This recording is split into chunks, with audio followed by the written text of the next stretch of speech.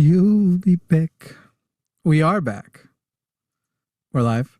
We are back like before. We will fight with all you MAGA hordes. Hordes, I said. For our love of the gays, we'll defend the trans until our dying days. Anyway, here's the show. Hi, everybody. We're getting everything connected here. The actual late start, it looks like it's Jovan's fault because he's the one who's not here, but actually starting late is my fault this time. Of all the, we've only been doing the show at this time for a long period of time, and yet somehow I forgot. I forgot that it was at 4 and not 5 and was on a walk. I was like, I'm going to go on a walk before I sit down on the computer for the remainder of the day because I need a little bit of sunshine and refresh and movement. Oh, there's Jovan. Now we can bring him in on double. We are live. And so, yeah. Were you acting surprised we're live when you're already live too on your channel? I didn't start yet. I had texted you if you wanted me to pre-start and you never responded. Oh, I just always assume you'll just do those things. I never thought you ever wait for my approval would be a novel concept. Sorry, I didn't wait for the boss's approval on the thing that has to do with the boss stuff. Somebody said this should get me fired and you should become the boss of the line, which I agree. True. And you will within 3 days ask if I like it back. Are you doing the meeting? Are you doing the staff meeting Monday or Saturday? Did you already mark it? Monday, I'm pretty sure. I think if you did that, once you do that and you see all the stuff we're changing and adding and all that kind of stuff, you're going to be like, nah, I don't want this spot at all. I think we just do a Freaky Friday, just I take over one day for like 2 days and we do a Freaky Friday and we'll see. I feel like the 2 days really wouldn't give you the scope. As long as those 2 days include the day that all the accounting gets done to pay out everybody on the profit share, then I think that would give a better I forgot scope. you have to do all that accounting stuff. Never mind. Keep it. Yeah, I built a pretty good program to make it, we'll call it easier. I got to figure out how to do that count, like make a calendar like you have for my screeners to sign up for stuff.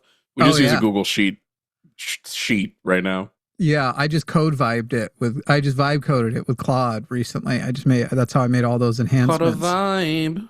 I got to tell you, LLMs are not worth it. The fact of what LLMs have done, and then Sora and DeepSeek and all of these things that are creating the fake videos, they are not worth it. All what the negative consequences have been are not worth what the few good consequences are.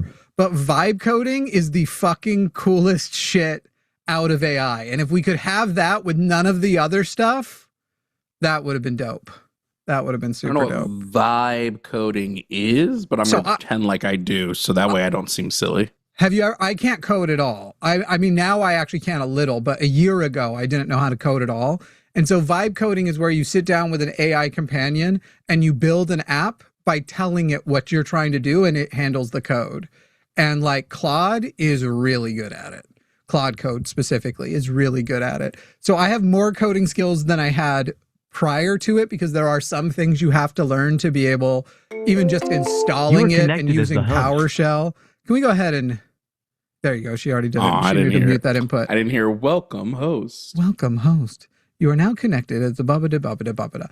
I guess as we continue on, 336-543-2101, 336-543-2101. In what way do I not know what I'm talking about? I literally just built a large application, internal application using Claude Code, doing so vibe coding is essentially like you basically tell it the app you want to build, and then you use plain language to describe the changes you want to make. So it still takes, me with no history of it, it still took me days to build these apps, but like it is so useful. And what's very funny is it is definitely one of those situations where, like, if somebody's like, you should have just hired somebody to do it. I'm not even joking. I looked into that 2 years ago for just the calendar portion, which now represents 10%, only 1/10 of what I've built so far for just the calendar portion. And back then they were like, that labor and size of the app, and because of the specialty needs and stuff that thing needs, you're talking thousands of dollars. And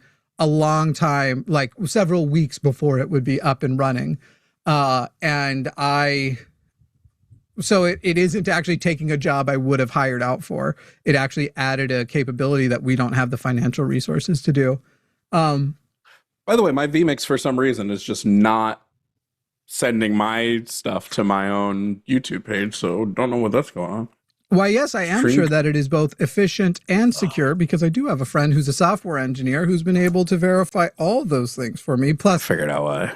There are minor things to that end, which I can verify. So thank you for your concern, acting now, moving the goalpost, because your last issue, and look, you're not new here.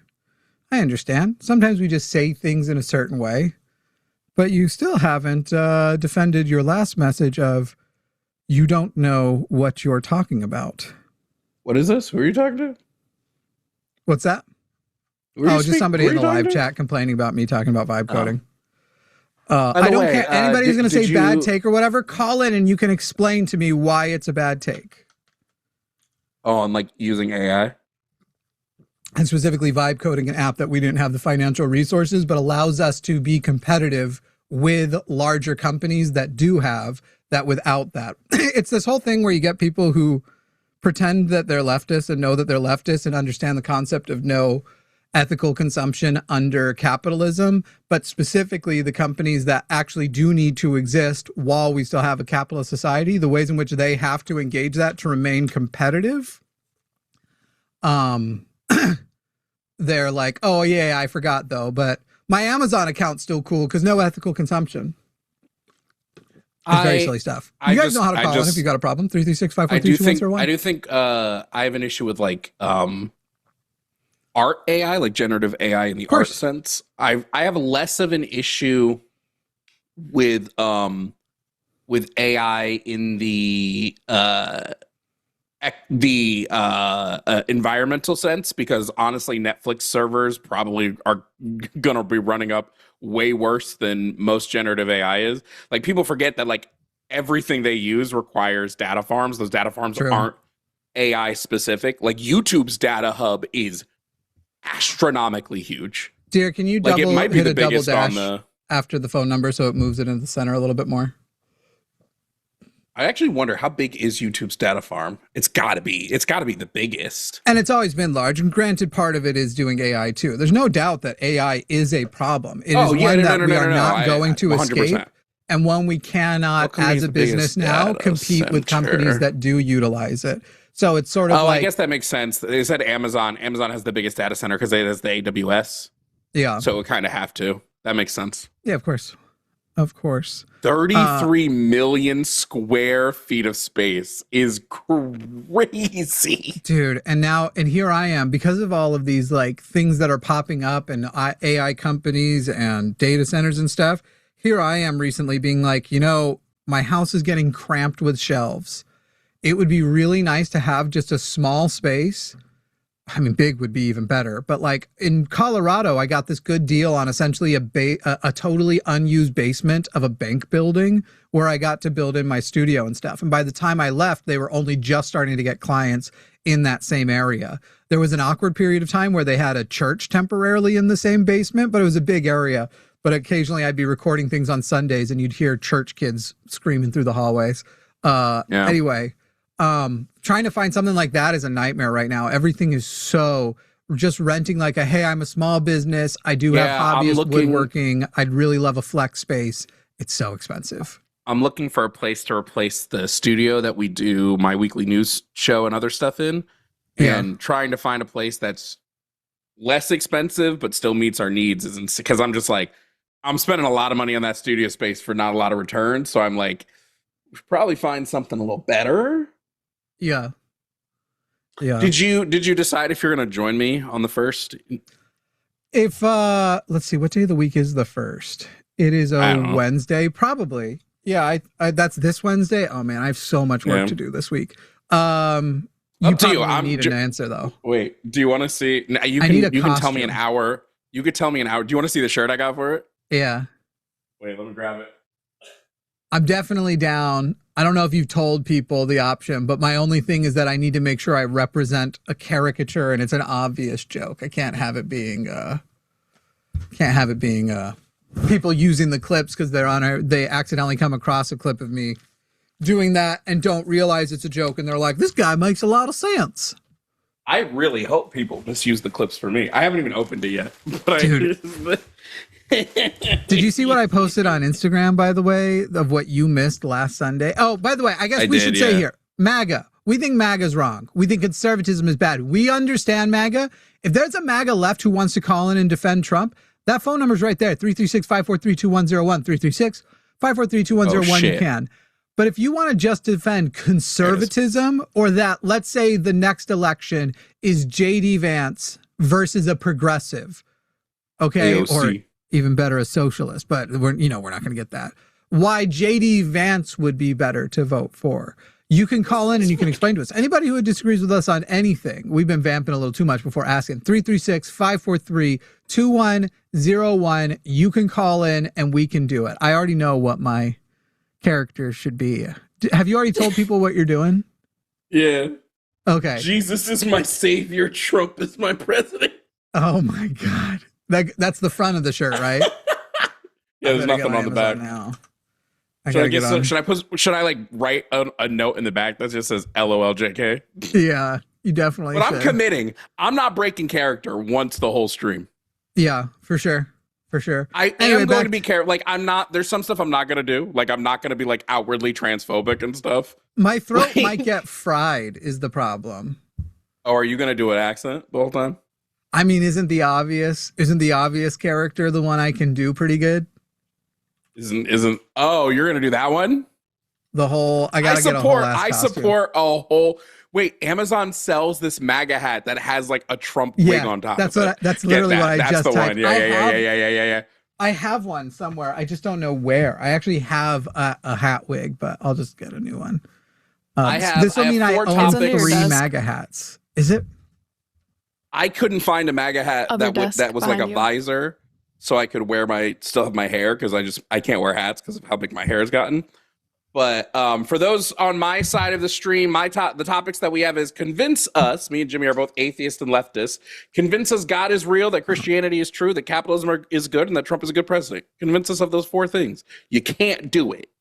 That's all I'm going to put out there. I think they've given up on Trump. MAGA is legitimately so done with Trump right now because he's become even indefensible to them. Did you see how much people were getting booed at CPAC? Yeah. By the way, did you know that what's his first name? Last name is Norris, not Chuck Norris. We all know he died. Norris. It's something Norris. Nate? Is it Nate? No. What is the name of the guy who plays Hank on Breaking Bad? Oh. I don't know his name, but I know his face because. Do you know he's based as fuck? Do you know that dude is like super lefty coded? He just Fox News right now is complaining because he just told Trump supporters if they're mad about gas prices to shut the fuck up since they love capitalism so much. That's funny. Funny, actually. It's funny because I hated his character, but that's because he played the character well. Oh, Hank's great though. I hate him. God, he was horrible. You were one of those Walter White fanboys, weren't you? Like Walter deserved to get away with it. No. I recognize Walter was the bad guy. Hank was a very imperfect savior. He was super racist all the time. He was. Oh, true. I'm actually forgetting how often Hank Schrader was racist. Just straight up racist, dude. And then also I hated the outgoing, overbearing uncle thing he would always do. Even his very first episode where he's doing the fake out on the toes. He's like, Hank, you got a giant brain, but we're not going to hold that against you. I hated that. I fucking hated that. I hated it so much. Dean Norris. Yeah. The good Norris. Chuck Norris was a fucking fascist. Fuck that guy. I would say I'm glad he's dead, but I don't care. I wasn't caring about him being alive for so long that I don't care that he's dead. Someone in my chat who should just call in but won't because they're always just scared to and just sit in my chat all the time, said Christianity is the source of all good if you research history outside of school. That's a crazy sentence to make. The Crusades, the Crusades called. They'd like to speak about the 1 to 2 million Jews and Muslims that Christians murdered. That's what you learned in school. That was made up. That's a lie. Oh my God. True, Jimmy Snow. You gotta love that the Crusades still exist and the Christians still got to write the history that included the Crusades. So if the Christians were the history writers and they included the Crusades, how much worse were the Crusades than actually written in history? Like, Jesus Christ. I had somebody on my stream the other day tell me more Christians have died than any other, like been murdered than any other religion. And I was like, I think the Holocaust would like to have a conversation with you about that. Like, what is the basis upon? Are you trying to go with the most people in history have been Christians and therefore? No, he specifically said murdered. He said for their Christianity. He said 90,000 Christians are murdered a year. I said, that's not true. And even if it was, is it for their Christianity or is it for existing? That's the problem with the source he was quoting. It didn't make that distinction. Yeah. Bruh, last week, Taylen called in when you weren't here and said, I'm not even fucking joking, dude. If you haven't seen it on Instagram yet, everybody, and it's on the show. There's a short of it, but Instagram's where I saw the short because you tagged me in it. I'm not going to hold it against Trump if he's a pedophile because my grandpa was a pedophile, was the argument. They didn't know back then. 100 years ago is what he's describing, or 80 years ago. Not true. They did know back then that it was wrong. But you know, that's what he went with. They didn't know back then. And then, but that's not when Trump was like doing things in my lifetime, not your grandpa's lifetime. And as we all know, I'm super young. How the fuck old was his grandpa? Bruh, well, he said his grandma is either just died or is currently like 100 years old. So if that's true, then he's saying in 1920, she would have gotten married 88 years ago. So let's just, for easy math, let's say she was 100. 1926 was when she would have been born. Yeah. And that means she got married at 12, which would have been in the 30s. I'm sorry. Yeah, they knew it was wrong to fuck kids in the 30s. And this is the wrong apologetic to bring to an ex-Mormon. By the way, he didn't know what apologetic meant. I mentioned apologetic. He's like, I'm not apologizing. So that's not what apologetic means. Not in that sense anyway. So wrong. Like literally, I've dealt with this with Mormons. Mormons who will out of one side of their mouth will say Joseph Smith was with those teenagers because it was normal back then. That wasn't strange for men in their 30s to be banging a 14-year-old, a plural wife. But then also like defend that clearly the church recognized it was wrong because for the longest time, the church just lied about the ages. And you still have Mormons who were like, we don't actually have proof that the girls that he married, even though he said that polygamy was going to be for procreation to be able to increase the number of quote unquote saints, we don't actually have proof that he banged any of his other wives. We do have proof that several of the other prophets did, but not that he did. Like it's literally, they acknowledge now the marriage to a 14-year-old, but now they're trying to back off, even though that was the purpose of polygamy, that they had sex. And try and go with the like, did you have a camera back then in the 1800s to see him fucking that 14-year-old? It's just fun. It's weird how every cult goes the same direction. So you're like, hey, next time somebody asks me, Jimmy, do you want to start a cult? Which does happen more often than you think. Usually my response is going to be, I don't like fucking kids. Because it seems to be what every cult leader, especially the men, eventually gets around to doing. By the way, I changed up the way that my stream looks to make it a bit more clickable. So hopefully we get some more people that click in. But y'all gotta like these lives. I don't think you guys realize that helps. That when you like the lives, we get calls almost instantly. Often, you gotta hit that like button. Yeah, double tap the screen if you're on the vertical. That'll throw a like. Right now, there's 1,300 of you watching. If you want to help us out and get us more people like in the stream who are willing to call, Yeah, you just got to hit that like and grow those numbers because it'll put us into more feeds. We also appreciate the people who are participating in the live chat. We know not everybody wants to do that, but you could just hit that like button. That does help us expand our reach some. Trust me, I'm not saying because you like it here. I understand that I'm not everybody's, but you like the calls. I'm not asking you to say you like me, that you like more calls is the thing I need you to say. MAGA, we'd love to talk to you. We'd love to hear you out about how you plan to stick around with conservatism. Now that I think we all agree, MAGA and everybody else, that Donald Trump is a sucky president. And if you don't feel like that's true, we'd love to hear from you too, because I feel like maybe that's why MAGA across the shows, not just our channel, MAGA is having a hard time. What's the average of gas right now? It's not good. MAGA's having a hard time with their own friends and family who voted with them right now.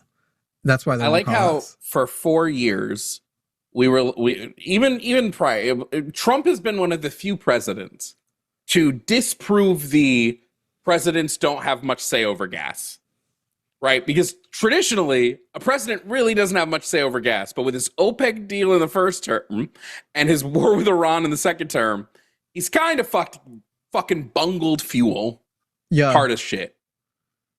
Right now, the national average is sitting at, let me see. The exact thing that they were complaining, $3.98 is the national average. In 1, 2, 3, 4, 5, 6, 7, 8, 9, 10 states, gas is above $4. Should 10, 11, 12, 13 states, gas is above $10. God, if it wasn't already getting warm, $4. I think I would order a filled up man tit bra and get a white Trump polo for this Wednesday. Oh my God. That'd be pretty good. That'd be pretty good. I mean, I've already got $5.41. Not like he's California, it's almost $6. Oh boy.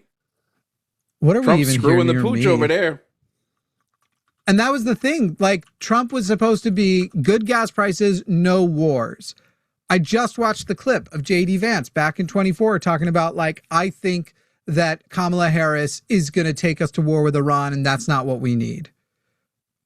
Bruh, you notice he's getting sidelined on this because most people think he doesn't actually support Trump on this, doesn't support this war. Because you have to remember, like, Trump didn't decide to go to war with Iran because Trump wanted to go to war with Iran. He does whatever the most recent person he's talked to has whispered in his ear.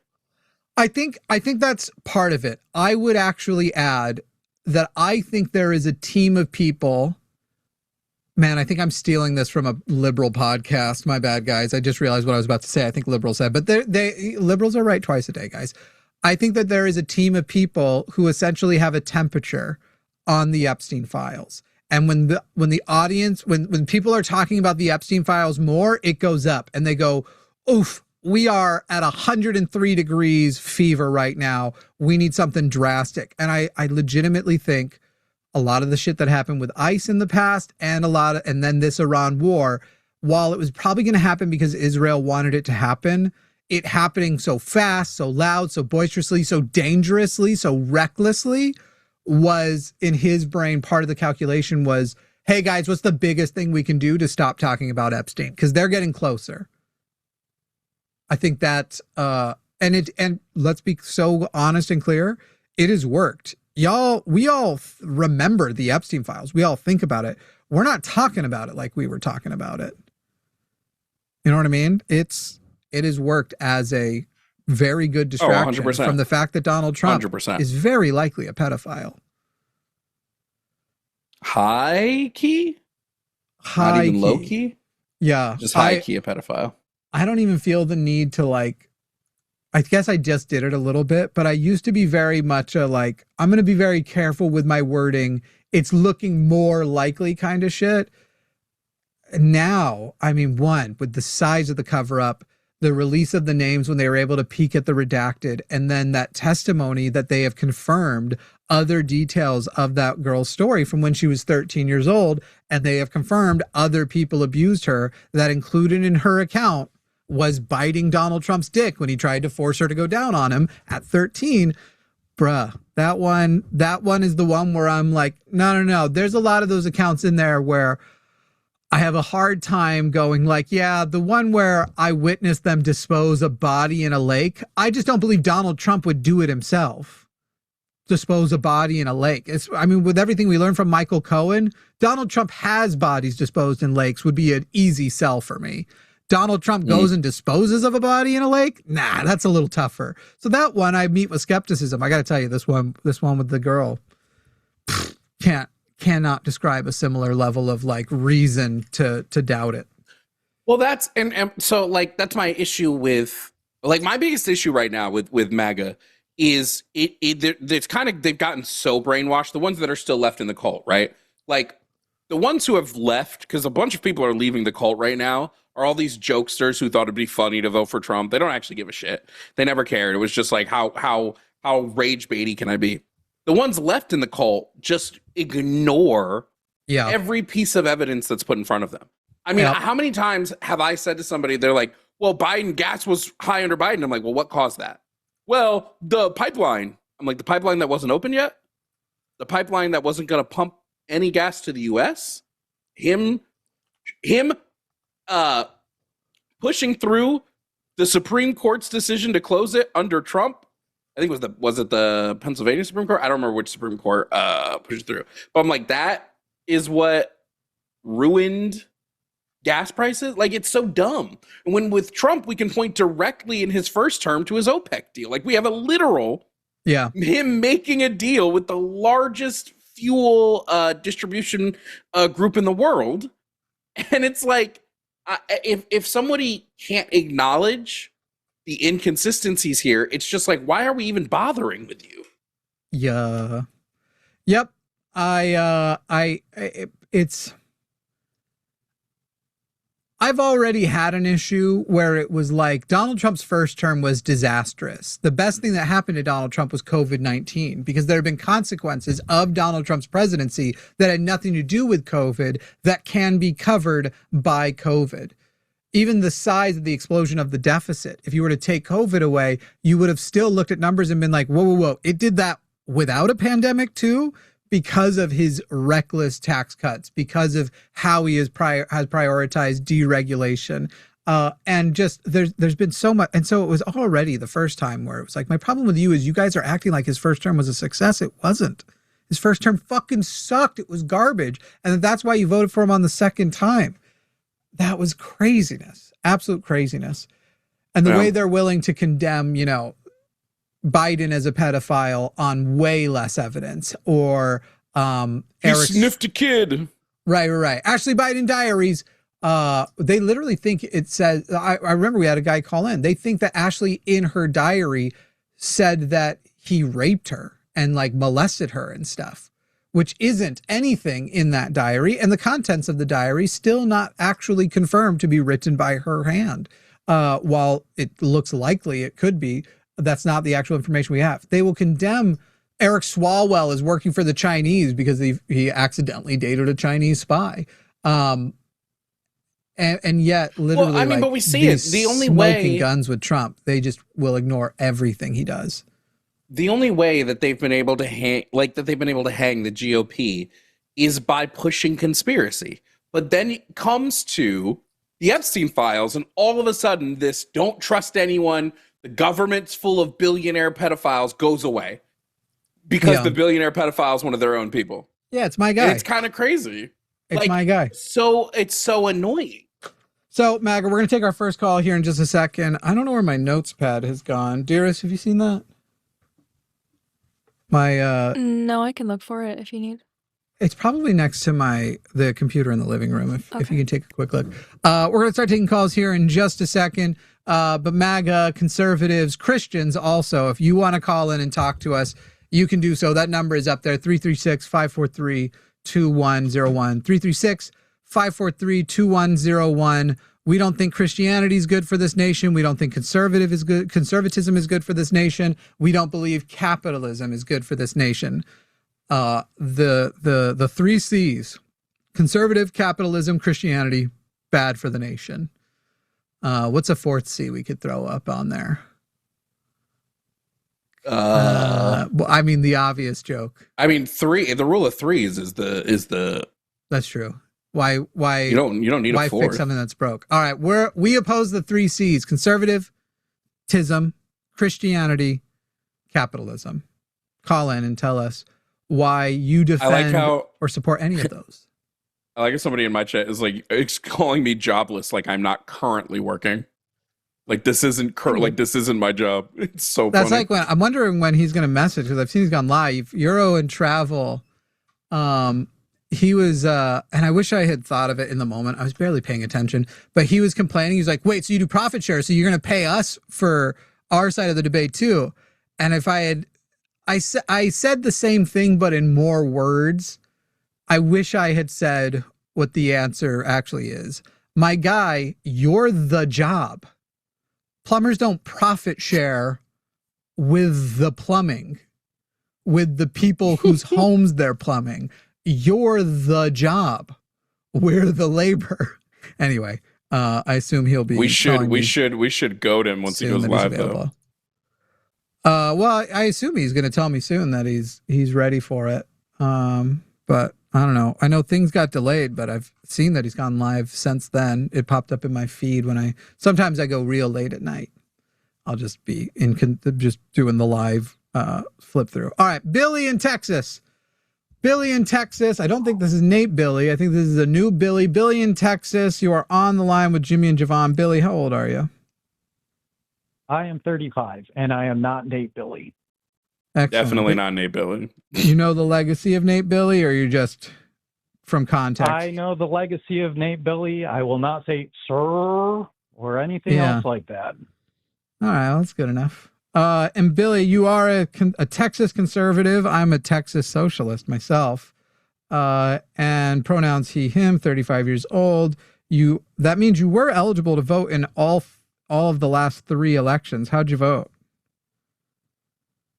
In 2016, I voted for Hillary Clinton. In 2020, I voted for Joe Biden. And in 2024, I voted for Kamala Harris because I am originally from New York. And I recognize the fact that Donald Trump is literally an evil, terrible human being. And I knew that well before he started being a politician. So I would never vote for that man. My dad knew that too, and that's why he didn't vote for him in 2016. But it sounds like by 2020, he decided to forget all of that. My dad was a union worker in New York even, and knew how terrible Trump was, and still, a union laborer. He built tunnels. Yeah, my stepdad's a carpenter. I am well aware of what Donald Trump has done as a realtor developer, if you want to call it that. So if it were happening today, would you still vote for those 3 over Trump? Absolutely. Okay, but Trump, since you are a conservative, I assume Trump is kind of the conservative you wouldn't vote for, at least the one that they put up. Is that right or wrong? Would you vote for J.D. Vance if the next election is J.D. Vance versus a progressive or a Democrat or whatever? Absolutely not. I would not vote for anybody who has aligned themselves with this current regime. So you're kind of a never Trumper and its extension, but you would like to go back maybe to Reagan conservatism, Bush conservatism. Where does your conservatism show back up? You know, I have my issues with Reagan. Bush, I don't think Bush was necessarily an evil man. I think he was kind of a stupid man, and he let himself be taken advantage of in a lot of ways. So Cheney was an evil man, maybe, that took advantage of him? Oh, Cheney maybe was George Sr.? Absolutely an evil man. 100%. Cheney was an evil man. George Sr., I don't know. He's kind of the same kind of milquetoast, kind of a conservative. My issue largely right now is that I think that we need, the way that our country is set up, that we need some kind of a system where there is literally 2 parties, because that's all we have right now. And what we have is a slightly conservative party and a party that has gone completely nuts. I don't consider it conservatism. I believe that it is complete alt-right fascism, and I would like to get republicanism back to actually a sensible place. That's what my goal is. So you're a capitalist? Yes. And what would that sensible capitalism, sensible conservatism look like? I believe that a capitalist system allows for free enterprise, but that it needs to be regulated because completely unconstrained free enterprise leads to abuses of the system. You'll end up seeing industries monopolized. We saw that at the beginning of the 1900s. We saw what that was. If I wanted to say like where my feelings generally are on it, I would almost say Teddy Roosevelt in terms of, you know, what the economic part of that is, not necessarily his foreign policy, because I don't agree with that. But as far as his economics go, his square deal, I like that. I don't know. It's one of those things where I'm sitting here like, yeah, I mean, I still disagree. I'm not a capitalist. I think capitalism's the problem. I think that usually when you talk to conservatives and you ask them a question like, if you could flip a switch right now and there's no such thing as being super rich, after you flip the switch, it's impossible to have value of more than, let's just go $10 million. It's impossible to be worth more than $10 million. But when you flip that switch, the poorest person in the country experiences at minimum what is currently middle class, which, you know, that's getting worse, but we'll just say middle class level security. They've got a home, they've got food, they work, but they aren't. Most people are like, no, it's actually worth having a large amount of poor people to have a small amount of rich people. But I don't feel like that's, I don't think that's where you're going with it. I don't know. If you could have that switch, if you had a switch, it got rid of capitalism and now it was impossible to be super rich, but there was no more poverty, would you flip the switch? I would absolutely flip the switch. Here's my issue with socialism. Here's my issue with communism. Honestly, I think in a perfect world, I would probably be an anarcho-communist, where I just thought, hey, you know what? We can equally share out all of our resources and we can live and everybody has a base means of subsistence and it's sufficient. That would be wonderful. My issue is I live in the world that we live in, and I think back to 2012, right? When there was, or it was probably earlier than that, now that I'm thinking about it, but when they're passing the Affordable Care Act and the Democrats just completely bent over and said, no, never mind. We're going to get rid of the public option and we're going to basically make a captive market for these health insurance companies. That was bad enough. But I'm thinking about where we are right now, and can you imagine a system that has universal health care that is administered by the government, that has a Trump-like regime in charge of it? Would it not become basically defunct, and would it not be used as essentially a piggy bank to just rob as much as possible? Isn't that what's already happening? It is. It absolutely is, which is why it's not a solution to me. But wouldn't it be better to have a system, even if there's fraud, wouldn't it still be better to have a system where you can go to the hospital if you need to? You're saying my issue. I'm asking you. My issue with this stance, okay. Billy. My issue with the stance is it's like, hey, we shouldn't move to this because like there would be all these problems with it, but those problems are what is currently happening. So that's not like, how do you fix what's currently happening?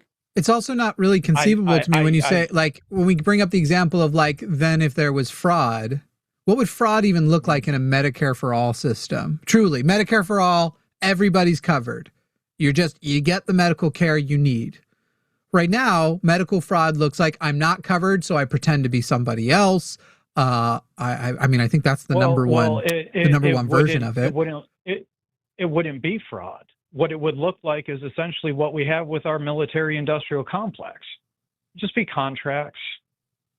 It'd just be contracts. Are you talking about how it is, or how it would be? I don't believe in the public option, for the record. How it would be. That's my issue. How it is, Billy, and how it would be, because are you arguing against a public option, or are you arguing against Medicare for all? You get the difference, right? I am arguing against Medicare for all in our current system as it is. And to me, that's the crazy thing. We spend like 20% of our GDP goes to medical costs. Medicare for all fixes that issue. There's no fraud issue. And you're saying it would be like our military industrial complex. We would be on our end setting prices. There are already models that work better than the American healthcare system. Our healthcare system is only admired by the rich for rich people.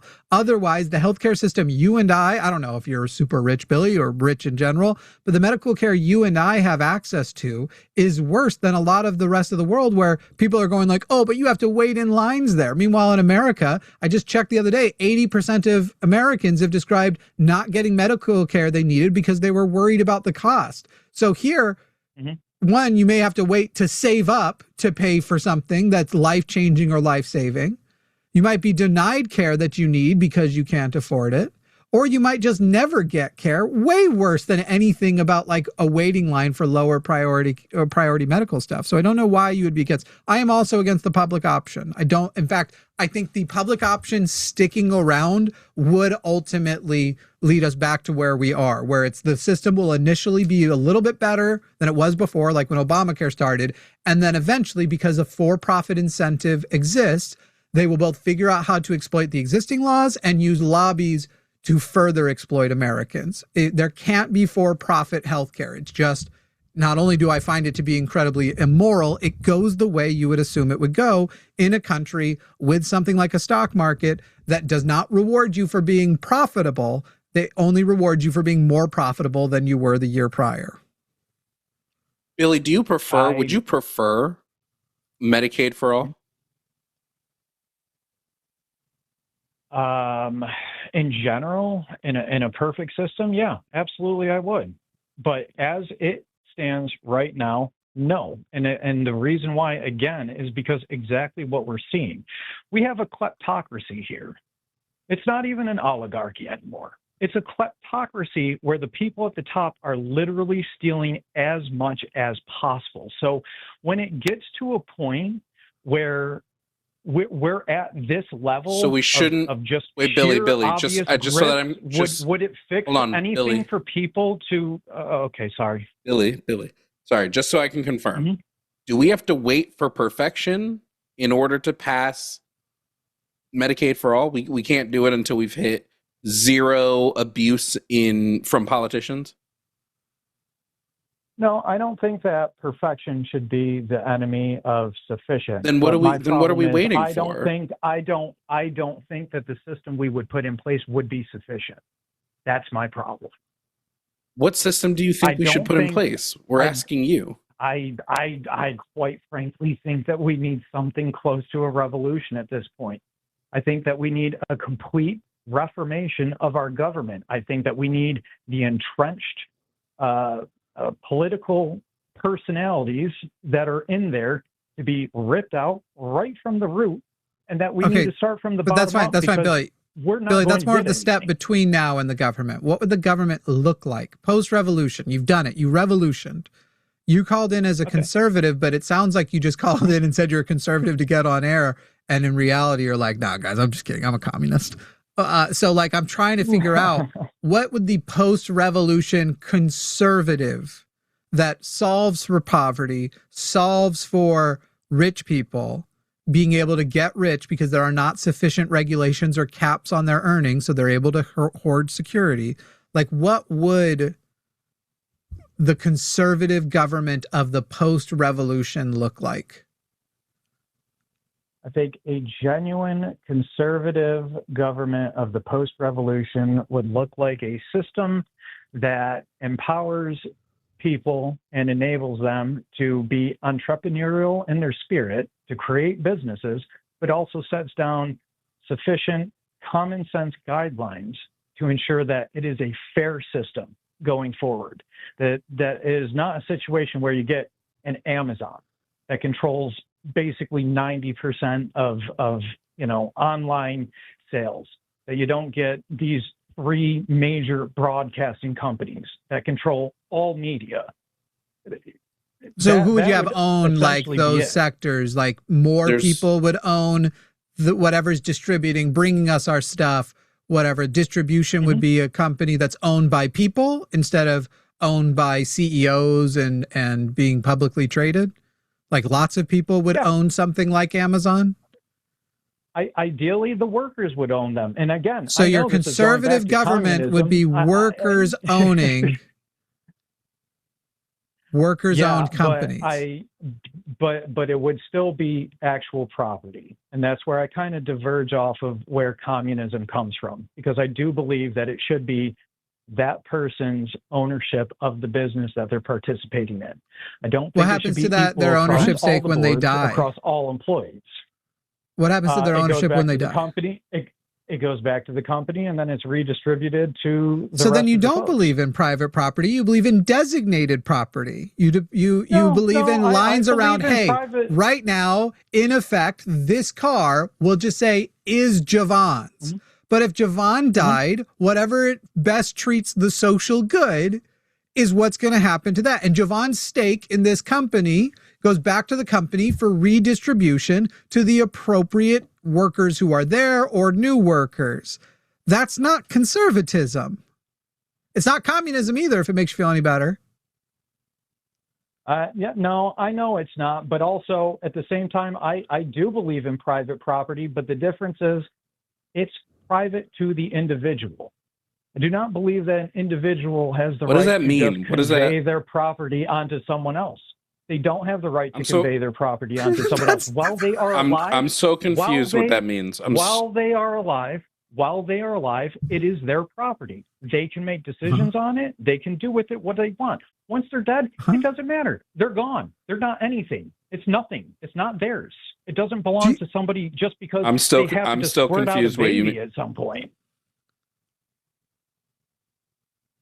You just keep describing public property. Literally, right. Exclusively designated public property. Is it your impression that in a socialist society or communist society, my house would be open to anybody who wants to come into it during the day because the public owns it? No, not really. But I feel like you wouldn't be able to make the decision for your house. I think I would. People would be making that decision. No, that's not how that works. At a greater level, that is true, but that's true of all societies. Right now, my home, first of all, most Americans don't own homes. They rent.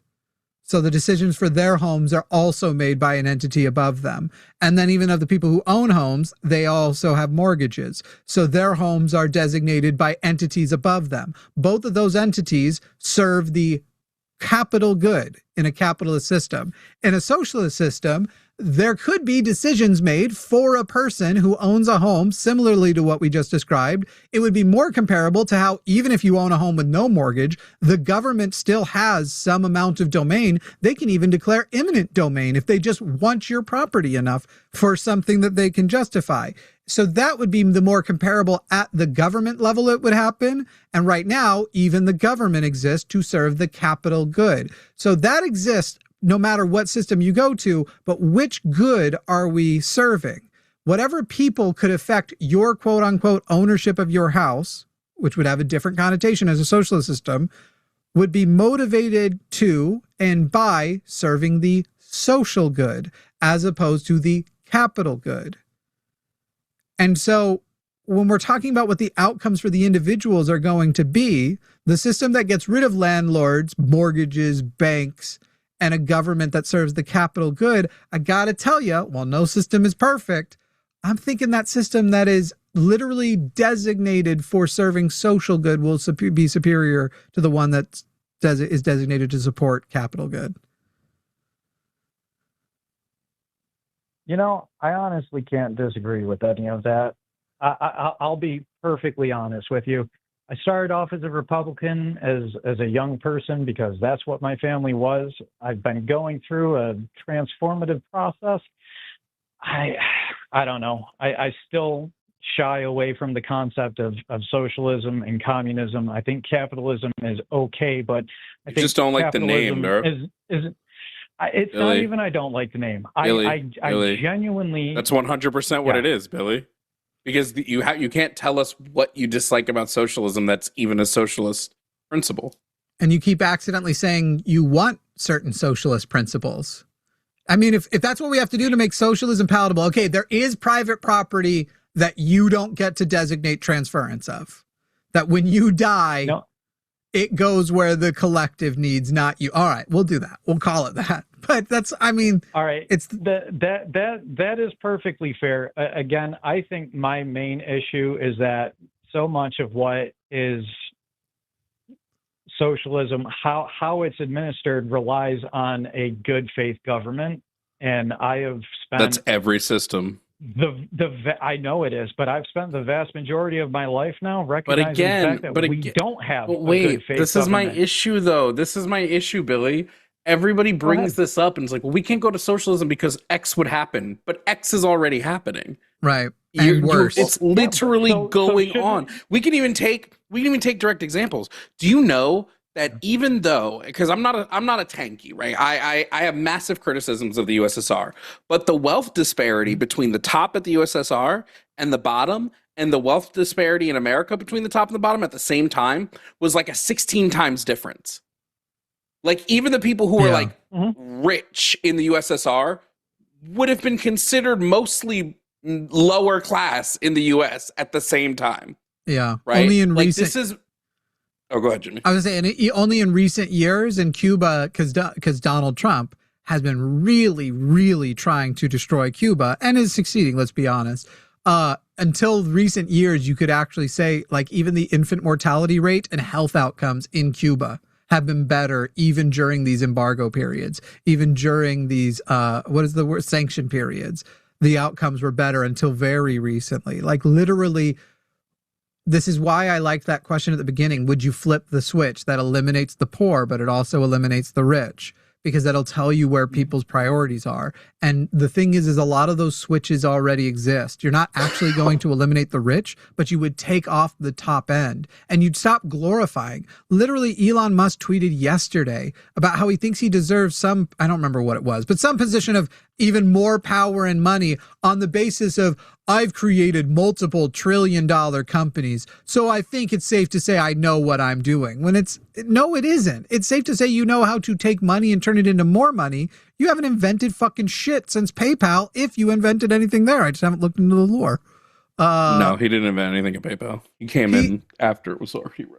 There was, maybe it was the thing that came before PayPal. He has described stories that other people confirmed. I don't know whether or not that matters, but that he used to basically code every day for like weeks in a row. He would do nothing but coding all the time. And so apparently he used to be allegedly a competent software engineer. I don't know that to be true. I don't know it to not be true. And I don't even really care either way. He's been good at being rich. I'm pretty sure that he spent weeks at a time just gooning on the internet. I don't know that he spent coding. Sure. I mean, and on other things before the internet and offering people horses for hand jobs. Yeah. Oh, okay. That wasn't something I've heard about, but whatever. That's neither here nor there. I guess my issue is, don't you see like, or maybe a better question would be, do you think that if we just were able to turn the analogy around, if we were able to flip a switch right now and do Medicaid for all with the way that the system is right now, do you think that would go well? Do you think it would work well? Do you think it would actually provide? I think there would be less people. I think there would be a ton of bureaucracy in it. I think it would probably run pretty inefficiently at the start. I think there'd be a massive run on the hospitals and doctors. But I think once you got over that hump, yes, I think it would run.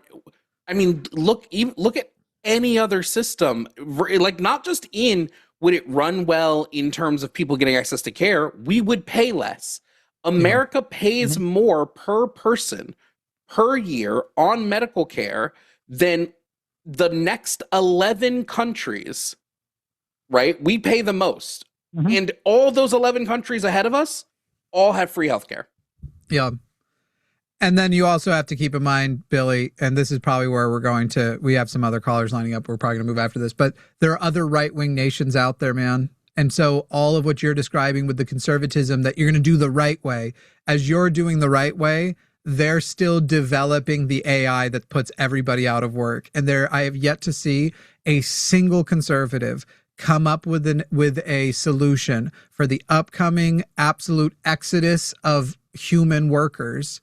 Exodus almost suggests that it's voluntary, just elimination of human workers. Once you hit 10%, you don't have to hit all of them. They're coming for all of them, but you don't have to hit all of them. You hit 10%, you've destroyed the country. And I have yet to hear a conservative solution to the automation of humanity and the work that humans have to do that works in any way. If anything, right now, I'm suggesting socialism as a several decade long-term transition state, because communism is the only reasonable eventuality. Something where when you see technology developing the way it is, there is no, either humanity will die and we'll have more genocides and holocausts, and basically only the rich will create a communist society for themselves in the future, or we will eventually become communist, because there is no world with that amount of technology and automation that human work is relevant anymore. And so communism as an eventuality is inevitable. Socialism is the thing that we should have transitioned to hundreds of years ago to do so smoothly. And now it's kind of like, all right, we gotta do a crash course in it. We gotta crash into socialism real quick on our way to communism. It is inevitable, period. All right. I don't disagree with that. I think you probably are correct. I'm still in the process of working out my own feelings on things.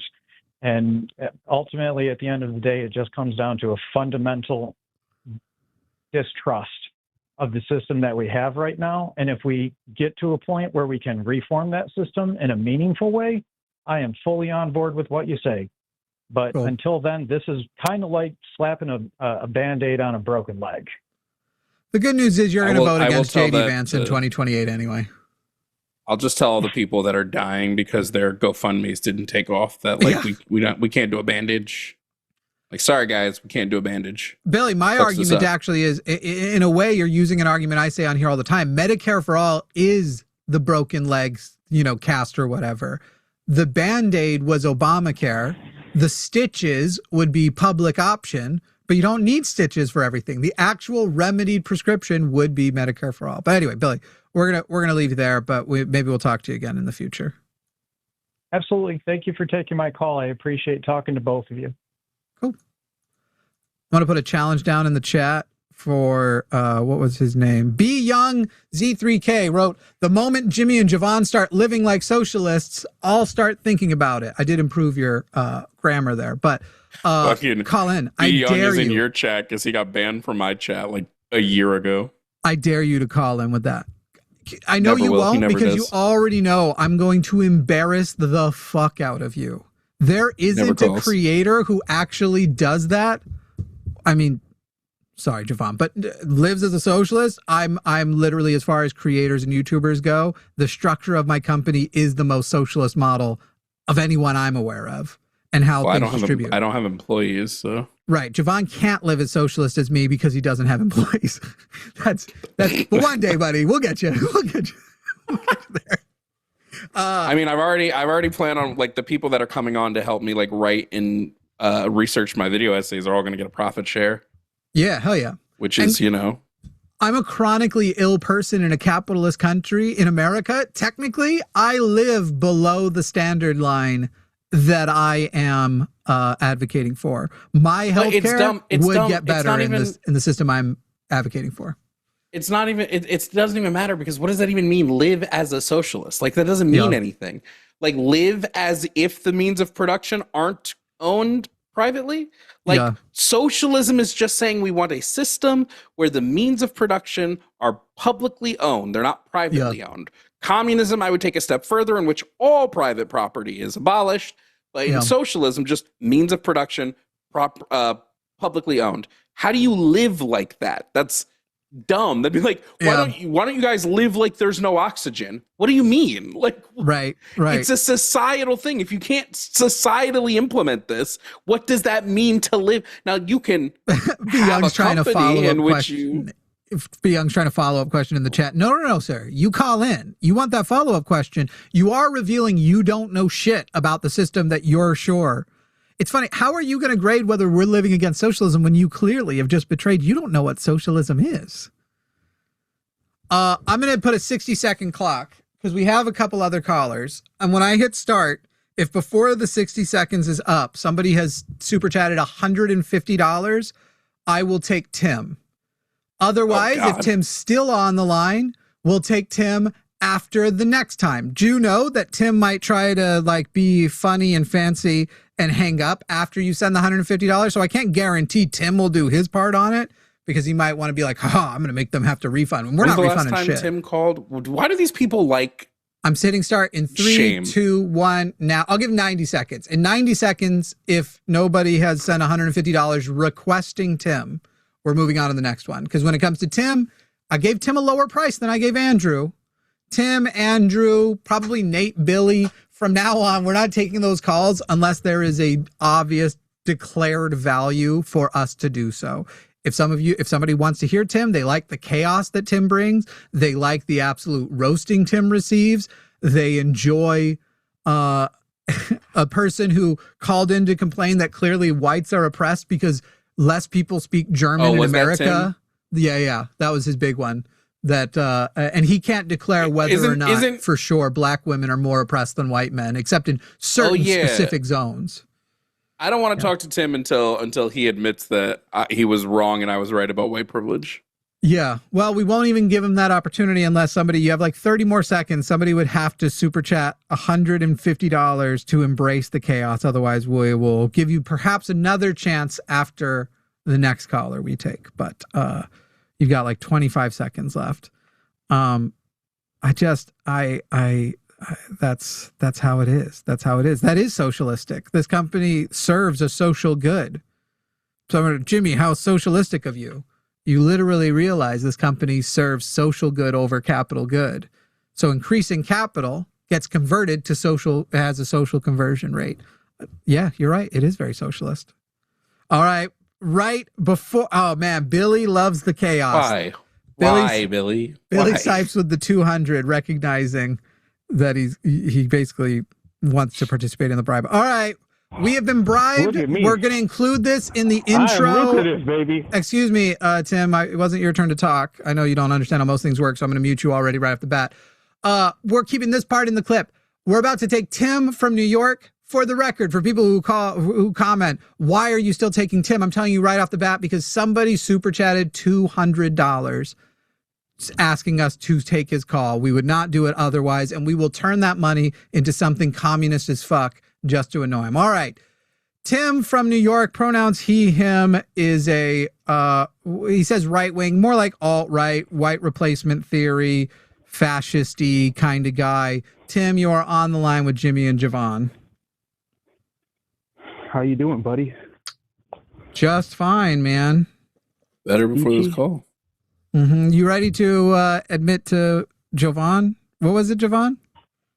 Oh, I want him to admit he lied about white privilege, or that I was right about white privilege and he was wrong. No, I don't know what you're talking about. I'm pretty sure that was you, Tim. Okay, can we get to my point? Sure. So no, he can't admit it. It's ridiculous to act as though the powers that be in this country, who are clearly Zionists, it's Christian nationalists, it's ridiculous the ones that are in the current administration are white supremacists when they, such as Ted Cruz, exalt Jewish people and literally believe they are superior. How the hell then could they be white supremacists? They don't believe they're superior. They believe that they're maids. Yeah.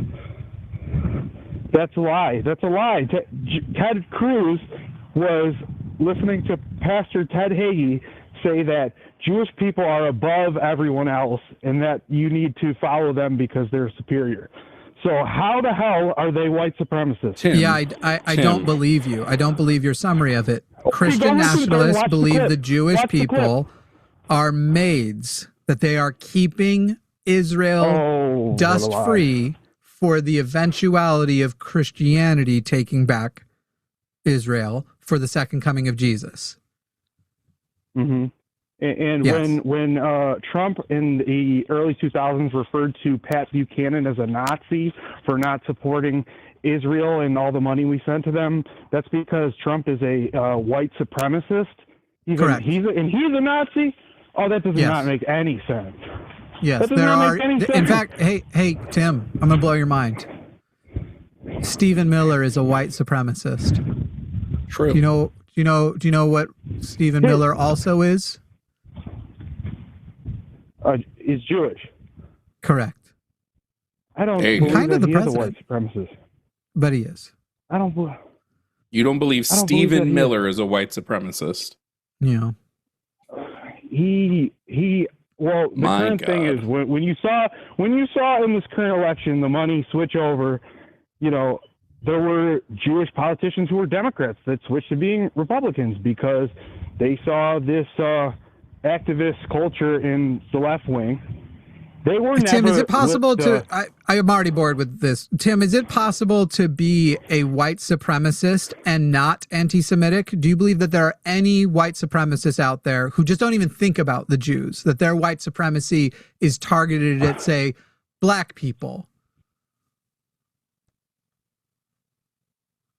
and not even think about them at all? Yeah, but not in this current climate. It Can would a be white possible, but I don't- supremacist be just a white supremacist over black people and still be a white supremacist without Well, that would having be a any racist. feelings about the Jews? Well, they'd be a racist. No, racism doesn't if describe the supremacist type of implies you think you're the racism. There are number one. racist Asians, right? In China, there are racist Asians who, Yeah, in sure. China, there are people who are racist against black people. White supremacy is a specific type of racism, and it's more than just racism. Okay, so Supremacy Tim, means okay. Good. the question you had that you're failing to answer is it possible for an individual to be a white supremacist without being specifically anti-Semitic? In the current climate, well, Jewish people, are they white? Kind of. Some I of them don't are. think so in the current. There if you're are white aware of Jews. if you're Wait, aware of Jewish people, Yes, there. and you there are white believe Jews. that the white people are supreme, then you would have to think that you were superior to Jewish people to be a white supremacist. There are white Jewish people, Tim. You know So that, Tim, right? your question was: is it possible for a white? Let's say you have a white Jew, and he hates black people on the basis of the fact that they are black, and he has beliefs about the supremacy that he thinks black people are genetically inferior, that they like servitude, they want to be enslaved. Let's say that that was the feeling of a white Jewish man. Would that white Jewish man be a white supremacist? Yes or no? Not necessarily. No, they could be a Jewish. So supremacy. Tim, the answer just is be racist. obviously the obvious answer is yes. the But answer what is I'm no. getting No, from the you, answer is Tim, no. no, Tim, it Anyone isn't. could The feel that. answer is Any very race could feel that obviously way. yes. The answer is very obviously yes. Any race could be racist hey, against Tim, black people. Hey Any Tim, race. Tim, let's say that the white supremacist extends that racism toward black people to include black Jews. Black Jews also Okay. inferior on the basis of being black. So what we've established now, whatever things, because Tim, what I'm understanding from this call, what I'm getting from you is that at your last meeting of the white supremacists, you guys had a meeting where you voted on what the definition of your white supremacy is. I don't know if you're in the Klan or what similar movement you're in. And you're going, no, we, the white supremacists, agreed that you must include Jews. So we reject all the non-anti-Semitic white supremacists. But that's not how these terms work. A white supremacist could be a white supremacist and never even heard of Jews. And so back to the example, could, let's say you had But a no one's white never heard of Jew. Jews. Let's say you have a white Jew who thinks that he is superior to a black man, even if that black man is Jewish. Would that Does he think that white Hold Jew on. be a white supremacist? Does he think he's superior on the basis that he is white? Well, obviously, since I already have had to change the question 100 times to now give you a black Jew What else would he consider himself superior on the basis of, Tim? Is it not clear from the context of the question? Are Jewish people white? They came from the Middle East, so how are they white? Hey, Tim, white Jews are white. Hey, Tim, can we get him to admit that there are white Jewish people for a second? Mixed race. Tim, because it's crazy. Tim, white Jews are white. What? And went to Rome, and they were from the Middle East. Tim, what's so race? Wait. Tim, what is race? I need you to define. Hold on. I need you to define your genetic heritage. Not technically. I need you to define race, nationality, and then ethnicity for me. I need to know what you think those three things mean. Yeah, give the difference, especially. Ethnicity was a term that was coined after World War II because race sounded too mean and they didn't want to say that anymore. That's the dumbest shit I've ever heard. It wasn't coined, but it was it was made popular. Tim, they didn't want to use the term. I'm on your side. For a second, Tim, I'm going to take your side against Jovan. Jovan just said that's the dumbest shit he's ever heard, but I can remember some of your other calls right now. So it's not the dumbest shit. But I think you said dumber. Look into it. It wasn't coined, but it was popularized because they thought they were differentiating race. So Tim, are you saying there is no 1700s? Goddamn. So Tim, hey Tim, are you then declaring that there is no difference between race and ethnicity? Between what and ethnicity? Race. Generally, ethnicity is termed to mean like. Wow, Tim, your question was: is there a difference between race and ethnicity? There's not a fine line.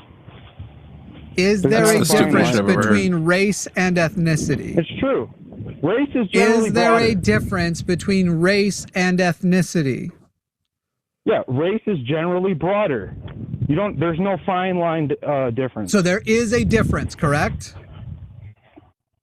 In colloquial usage, there's a difference. Yeah, race is broader. In literal usage. In demographic usage. In academic usage. In non-colloquial usage, is there a difference? Ethnicity we'd usually refer to like a country, where race we'd usually refer to more like a continental map. Tim, that's not even true. Tim, do you have a dictionary on hand? No, it's not. Stupid, but you know that's true. No, it isn't. Like we would call. I wasn't even listening. That's how dumb I knew it was going to be. No, it isn't, Tim.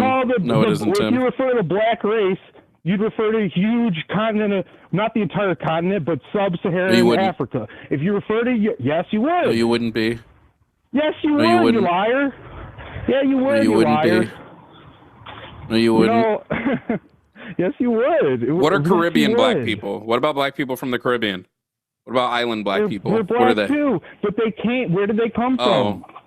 That's interesting. Where did white people come from? In terms of origin. Tim, where did white people originate? Hey, Tim, where did white people? Where are white people's origin? No. Before that, where were they from before Europe? Wait, are you going to say the Caucasus Mountains, or are you going to say that's no? Before that, where did white people originate? Where did their oldest? Where did their oldest Homo sapien ancestors live? As far as I know, where did their oldest? Where did their oldest Homo sapien ancestors live? They evolved. People change over time. They technically mutated. Technically they mutated. Technically, being white is a mutation. It's a genetic mutation. Go beyond Africa. We came from out of the water then, okay? Whatever. No. Excuse me, Tim. Excuse me. I said specifically our oldest Homo sapien ancestor. There have never been water-logged Homo sapiens, water-living Homo sapiens. Yes, I'm actually a creationist, Jimmy. I'm a creationist. I believe we just showed up. The Garden of Eden was in sub-Saharan Africa. We just showed up one day, actually. Sure. Tim, do you recognize? I'm going to mute Tim. Do you realize you're actually screaming? Like you're literally sat. I don't know. I'm just imagining you sat in your grandma's house. We know you don't have your own place. You're sat in your grandma's house right now. You've got some ginger snaps she put out. She's the last lady still buying them. You're sat against her nice. What is that thing that they knit that goes over to the back of the couch? And there's a TV with an old dial on it, and you're holding a cell phone and you're screaming into it. And the funniest thing here is, Tim, you're sitting here claiming who isn't a white supremacist. And the only reason why you might have a little bit of credibility, Tim, a little bit, is because I think you are a white supremacist. And so kind of like as a leftist, I can have opinions about who's not a leftist because they're not leftist enough for me. I think you're sitting here like that Cantwell douchebag did after the, remember the marches with the tiki torches? And they were like, you like Donald Trump? And he's like, I voted for Donald Trump, but I don't like Donald Trump. That man let his daughter marry a Jew. Remember that guy? I think you're basically saying, stop calling them white nationalists, stop calling them white supremacists. It's very offensive to us who are anti-Semitic, who are racist, who are white supremacists. We don't like you guys calling Donald Trump a white supremacist because that guy won't even gas Jews for us. That's the only place of credibility that I believe potentially exists for your opinion. So I'm going to need you to get your hormones in check. Okay. Try and take a deep breath. Try and push down those raging, conflicting feelings, because every time you look at the screen, you can't tell which one of us you want to take your suppressed gay feelings out on. Right? Because you keep calling in. So there's a sexual element to this because you've been humiliated every time. And so you're one of those like white supremacists that really can't handle how attracted you are to men and trans people. I get it. I've heard you come in. I know what it is. I know what's going on. But you got to take a breath. Okay? First of all, I accept your queerness. You act like he's listening to this right now. It's more of a bit. He's not listening to you. It's more of a bit. It's more of a bit. I've kind of just keeping a track of live chat, to see if Billy has yet posted like, I take it back, because that often happens. If Billy, who posted the $200 for us to take him, were to say like, I've gotten my $200 worth, you can you can go. I think we would, but you know, I want Billy on it. I'm joking. Yeah, I did blaspheme ginger snaps. Look, I can't eat anything. So if anything, I'm jealous of the people who get to eat ginger snaps. They are good. Anyway, Tim, I'm sorry about your dad, because that's what this is going to come down to. Whatever it is your dad did to you, bruh, therapy will help. All right, unmuting Tim, seeing if he can stop screaming into the actual phone. Jimmy, it's not like all that, but I don't know. Maybe if you pass on that $200, I don't know. Maybe I should what on that $200 or something. Why should I pass on the $200? My point is that you're not all that, but maybe if you pass on that $200, man. I mean, $200 is $200, right? But anyway, I don't understand the $200 point. There are people who so enjoy the way Jovan and I can systemically destroy every talking point you make and get you so emotional that you always crash out and say nonsense that they are willing to pay $200 to observe that chaos. In what way is this a point for your side? I mean, I don't like you all like that, but I mean, $200 is $200. That's all I'm saying. Oh, but you're saying you would suck my dick for $200. I got it. You're saying that's how much it would cost for you to go down on me. Okay, I get it now. Okay, cool. Mm-hmm. Tim, are you anti-Semitic? No. Do you like the Jews? Sure.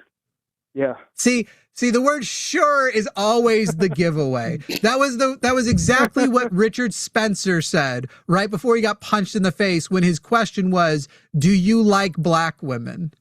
And he went, "Sure." And then he got punched in the face. I know that's what he said because I watched that clip. Violence, don't you? You love that violence, don't you? brother, Tim, I wish you were wrong. I wish that I didn't enjoy seeing a physical comeuppance for a person who is advocating for actual genocide, who is advocating to violently separate the races.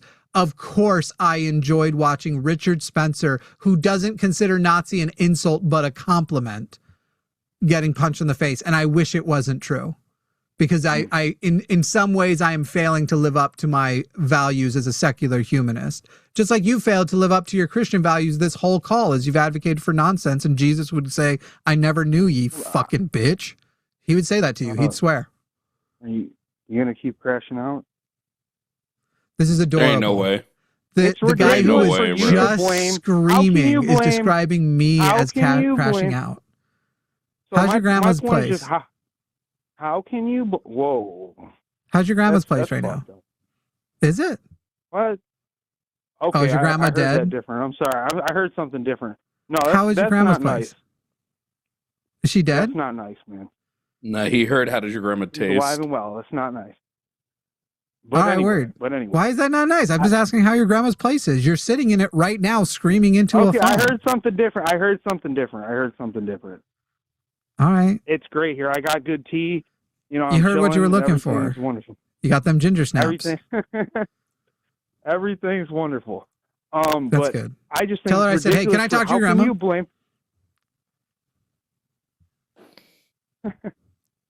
Will you go get her? Can I talk to her? Yeah, I I'm want to gonna run call her some up. of your beliefs by her. She's upstairs. Just go get her. You know, some grandmas are a little. I don't know. There's a lot of. I know, but I have higher hopes extreme for her. grandmas. I actually, There's a lot of this is where extreme some of my grandmas out there. sexism remains.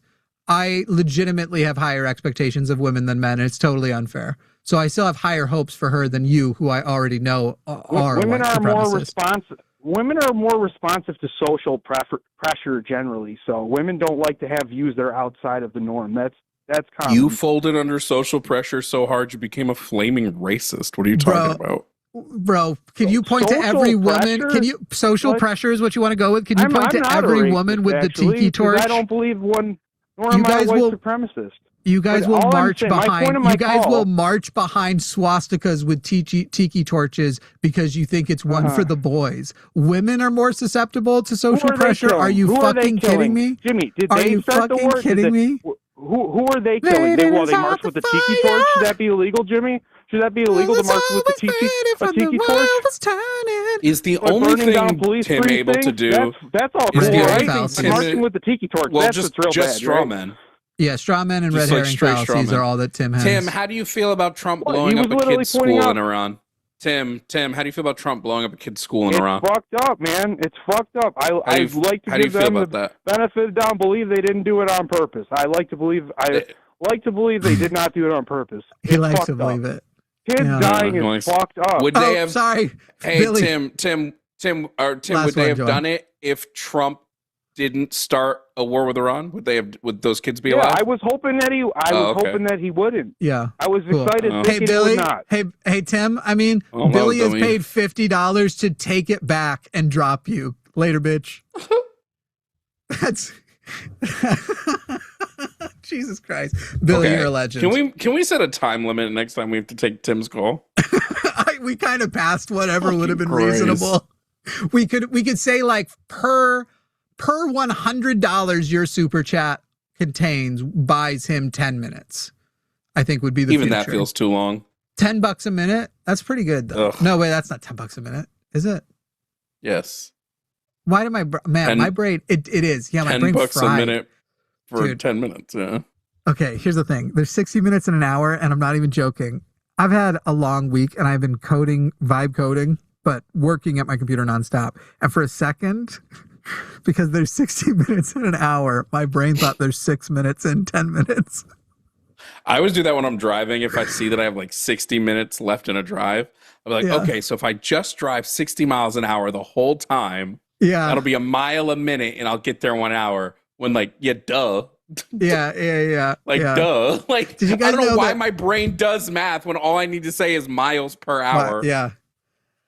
So just in case anybody was wondering, 10 minutes, how many minutes are in 10 minutes? It's 6. Just so we all know. That's why I was late today. I was using the 6 to 10 minute conversion. I know. I'm sitting here like 5 minutes before the show, like, wow, are they showing up? Yeah. And you send it on Discord first, which I have notifications turned off on Discord. I only go to Discord if I need to. And so, yeah.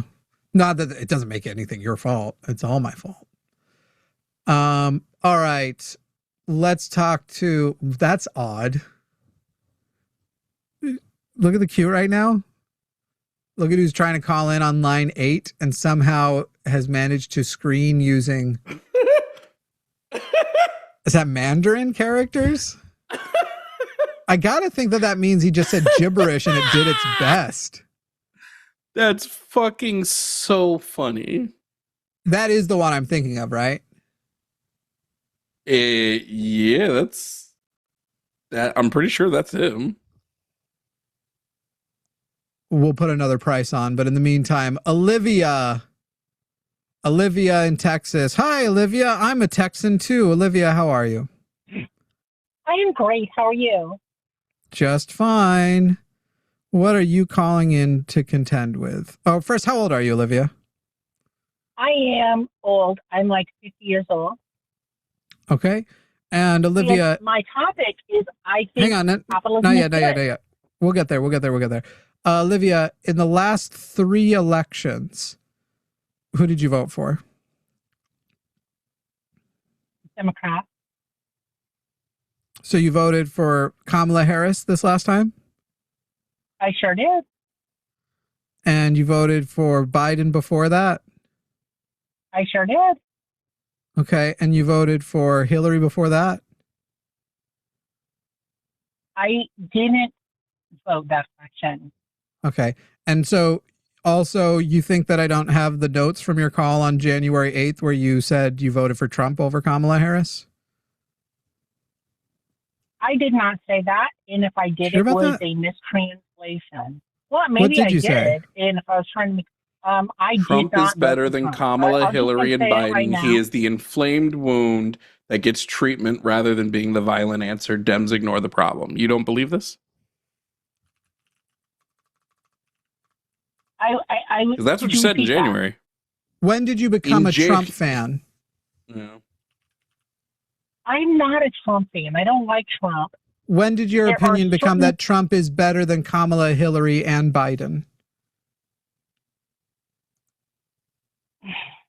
When Trump provided an angle for us to significantly change our culture and change what's going on because it seemed so bad. So you acknowledge when the you called in accelerationist, didn't you? January, you actually were a Yes, Trumper. accelerationism. I'm not Yeah, a she was Trumper, the- and you I remember- never was. She was the accelerationist. Oh, right. And could you? Yeah, okay, Interesting. we can go with it. I'm not a bad. Cool. I mean, yeah. But then you're. Oh, So I'm remembering the call. Olivia didn't care if black or trans people died because she wanted everything to sort of blow up. Oh, word. Yeah. So Olivia, That's not a bad. I don't really want that, but it's. but you're just content with it. the Are you lesser okay with people. you dying if as a cost of the way you want things to go? I will die. Yes, I will die. I see, I have okay. a 100% opinion of that. I'm not. So you're calling I'm not in- immune to my indecision. You're calling in with the reasoning that capitalism is good, it's provided a better way of life for humans. Socialism has provided worse life. I'm very curious, using that reasoning, if we can turn that back onto your accelerationism. When historically has accelerationism worked? I think France ended up better. Like France, if it hadn't had the revolution and accelerated toward that so quickly, it would have been like had the King of France lived, right? I think France in that entire region would be a much worse place. So you believe that the French were on a quick line to fascism, and that as a result they had a revolution, and that it was actually better than them trying to transition out of it for all of those people to die to on the other side. And you're talking about No, the I French think Revolution. A monarchy where the queen said, let them eat cake, and she gave no fucks about the population. That is fascism. So the And I think revolution the- wasn't in response to a society that was accelerating. the revolution was in response to class separation and a designation by the fascist system that they don't care about the people. That the people said, we're starving, please help us. So they did try to work within the system, and the fascists came and said, no, we're not going. I'm sorry, Olivia, I'm still speaking. And that the fascists came and said, no, we don't care that you're starving. That was what started the revolution, correct? No, I would say the form of human hierarchy called aristocracy needed to be rushed against. And that but again, we're tying this to accelerationism. Yes, they accelerated toward killing the queen and dissembling their government and forming what is a new accelerationism? thing, because you're describing us, revolution as accelerationism, which isn't what that word means. So what is accelerationism? What is accelerationism? You have to go fast. Oh my God, Olivia, define accelerationism. You move faster exponentially towards your end goal. So you're like, oh, we need to kill all the leaders. Political accelerationism. Killing all the leaders. Political accelerationism has nothing to do with the goal, except for that you are hoping to eventually hit your goal. But it's not accelerating toward the goal. It's actually accelerating toward the anti-goal in the hopes that accelerating toward it, so voting for the fascist, the Hitler, that essentially the response to things being that oppressive and that terrible will eventually be revolution. So just trying to, that's like saying like, I'm going to vote for Kat, I can't remember how her full name is saying, I'm going to vote for Bernie Sanders to try and accelerate toward progressive moderatism. Therefore, I'm an accelerationist, is the way you're presenting it. That isn't what accelerationism is. Well, no, I say, I didn't do it though, by the way, but you vote for Trump to destroy America so that we can be recreated in a fairer right. That would be accelerationism. Wait. Maybe I'm crazy here, but Olivia, destroying America and then rebuilding it, what would we be rebuilding specifically? You want capitalism, so we would just maintain capitalism? We would just rebuild the system back again? Saying capitalism so far has gotten us better results. I mean, China... For who? China has gone capitalist. They're authoritarian, but they're capitalist now. China, sure, but China, even prior to going capitalist, had 100% homeownership rate. Well, 99%.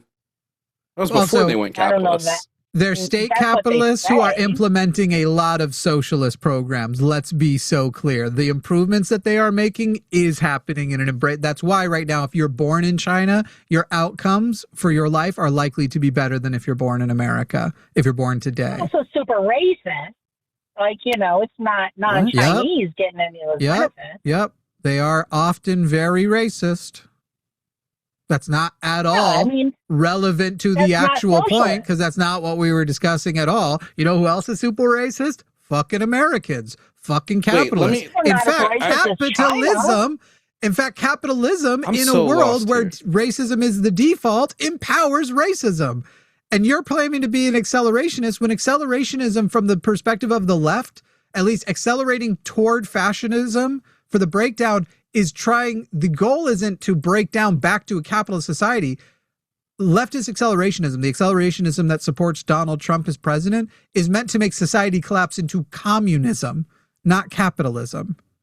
Wait, I just really want to know. I don't think we can do that. Olivia, I just really want to know, who is capitalism working for specifically? I think it works for every class currently. You think it works for every class? The lowest class. You think it works for every class? It gives every class a ring up. You can grab onto the next level. It gives every class a ring up. Yeah, every class has a ring up under capitalism.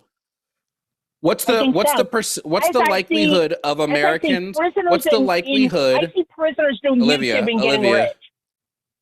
Olivia, Olivia, what's the likelihood that somebody who is in a lower class in America can move up to an upper class? I have no idea how to judge that. We have stats on it. Low. We have stats. Yeah, it is low. Yeah. Yeah, it's definitely low. If you're born in the bottom 20%, only it's not zero. Only hold on. If you're born in the bottom 20%, only 7 to 10% of people make it to the top 20. So That is correct. Capitalism so works by upward the mobility. Pareto So rule, hold on. 80-20. Olivia. Can there be an upper class with no lower class? No. No. So you want to maintain a system in which some people are forced to be in the lower class because they have to in order to maintain the upper class. I reject that premise. I would say that there is. I'm sorry. Whoa. I'm sorry. Allows people to be mediocre where they could excel. Olivia. No. Olivia, no. That's not what we're doing here. You can't reject this premise. In order for profit to exist, that profit has to come from somewhere. And so in order for someone to be in the upper class, they must make excess profit. And they get that profit from extracting it from the lower class. Money is not an infinite resource, correct? No, from lower classes, not from the Is money an infinite resource? Yes or no? Specifically, is money an infinite resource? resource? Yes or no, Olivia? Olivia, is money an infinite resource? Yes. No, money it's is not. Fictional. It's finite. No, it's finite. No, I finite. There's only so fictional. much money. I don't care if you think it's fictional. There is only so much money in the market at any given time. That number is not infinite. Okay. There's not infinite money. If we decided there was infinite money, all money would lose its value.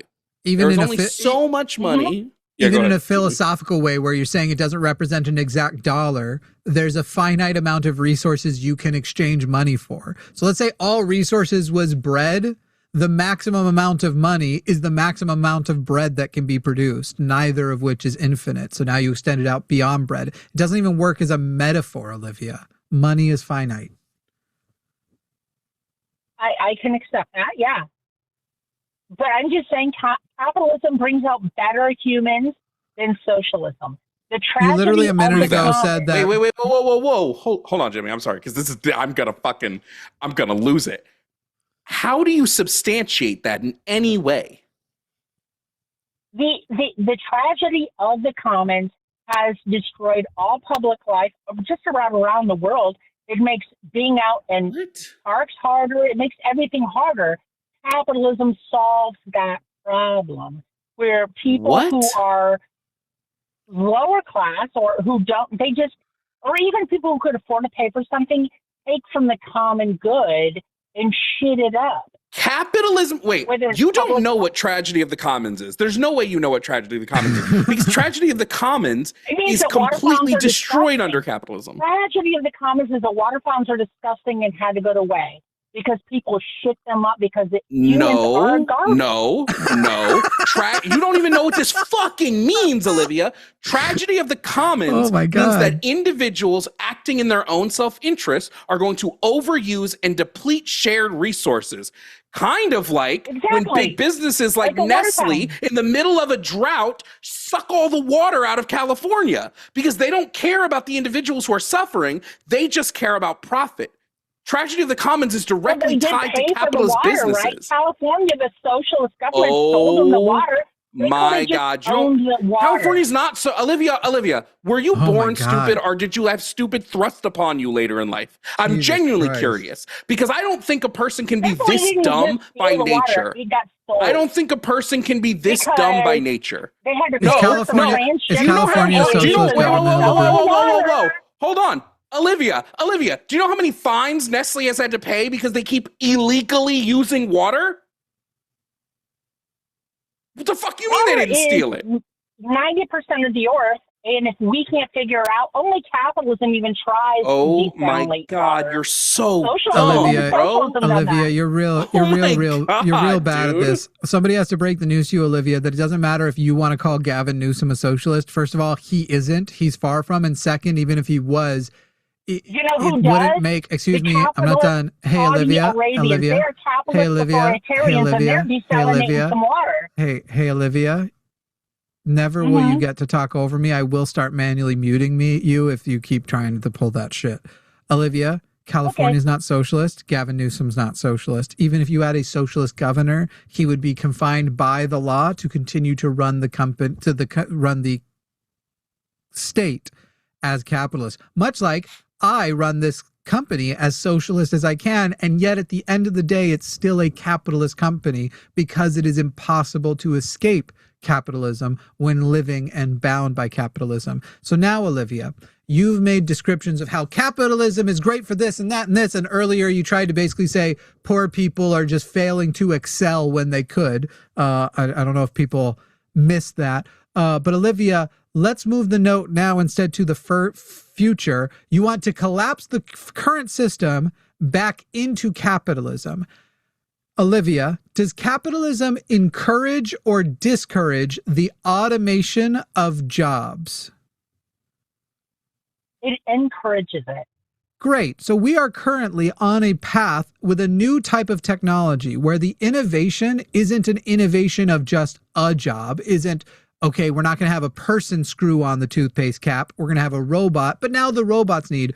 We're actually currently engineering full human replacements. It will be able to do all of the thinking, all of the labor through AI, automation, and robotics. So in your future that you're describing right now, how will we prevent, let's just say, I'll give you a really easy number, 20%, which is well past the economic collapse point, 20% of the workforce from being put out of work because there is no job they can do better or more cost effectively than a robot?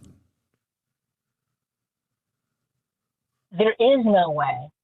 Correct. So capitalism is not a solution for the future. That's not what I said. You're asserting that point, and I don't agree. So what happens? What happens in your capitalist system that you already acknowledge encourages that future? Automation and AI are encouraged in your capitalist system. What is the solution in your system that does not make, again, I said 20%. It's much more like everyone out of work, but I said 20%, that 20% of people don't. What's that? Nationalism or feudalism are two easy solutions. I mean, you work for the state, meaning not necessarily a socialist state, but say America. We're all, yay, America. So you work for America, or you get paid by America. So we have another person, we have another caller who's just afraid of the word socialism. That's all it's become. Yeah. You want us to be in a place where everything is nationalized. Yeah. But you don't want to call it socialism because you're afraid of a fucking boogeyman.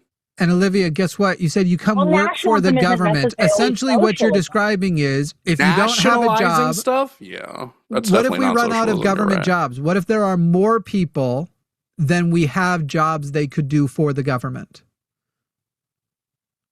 We have excess production to the point where that is no longer a human concern. If you're saying we're automated, then we are post-scarcity. And if we are post-scarcity, then we have post-scarcity. Olivia, we were talking about along the way when we're not at 100% replacement yet. We're just at 20%. And government jobs are amongst those automated. Well, then capitalism incentivizes being super intelligent. Can we just address that she said we could move to feudalism, but cared so much that France accelerated out of feudalism? Right. That's adorable. It's adorable. Hey, Olivia. So stupid. I'm just saying those are options. Hey, Olivia. I'm saying that we must incentivize geniuses to work until geniuses aren't needed. What about all the geniuses? What about all the geniuses that are not incentivized to work because under capitalism they're stuck in lower class, or they're slaves over in fucking the Congo mining our fucking cobalt? There's not a genius. Oh my God, Olivia, I genuinely hope bad things happen to you.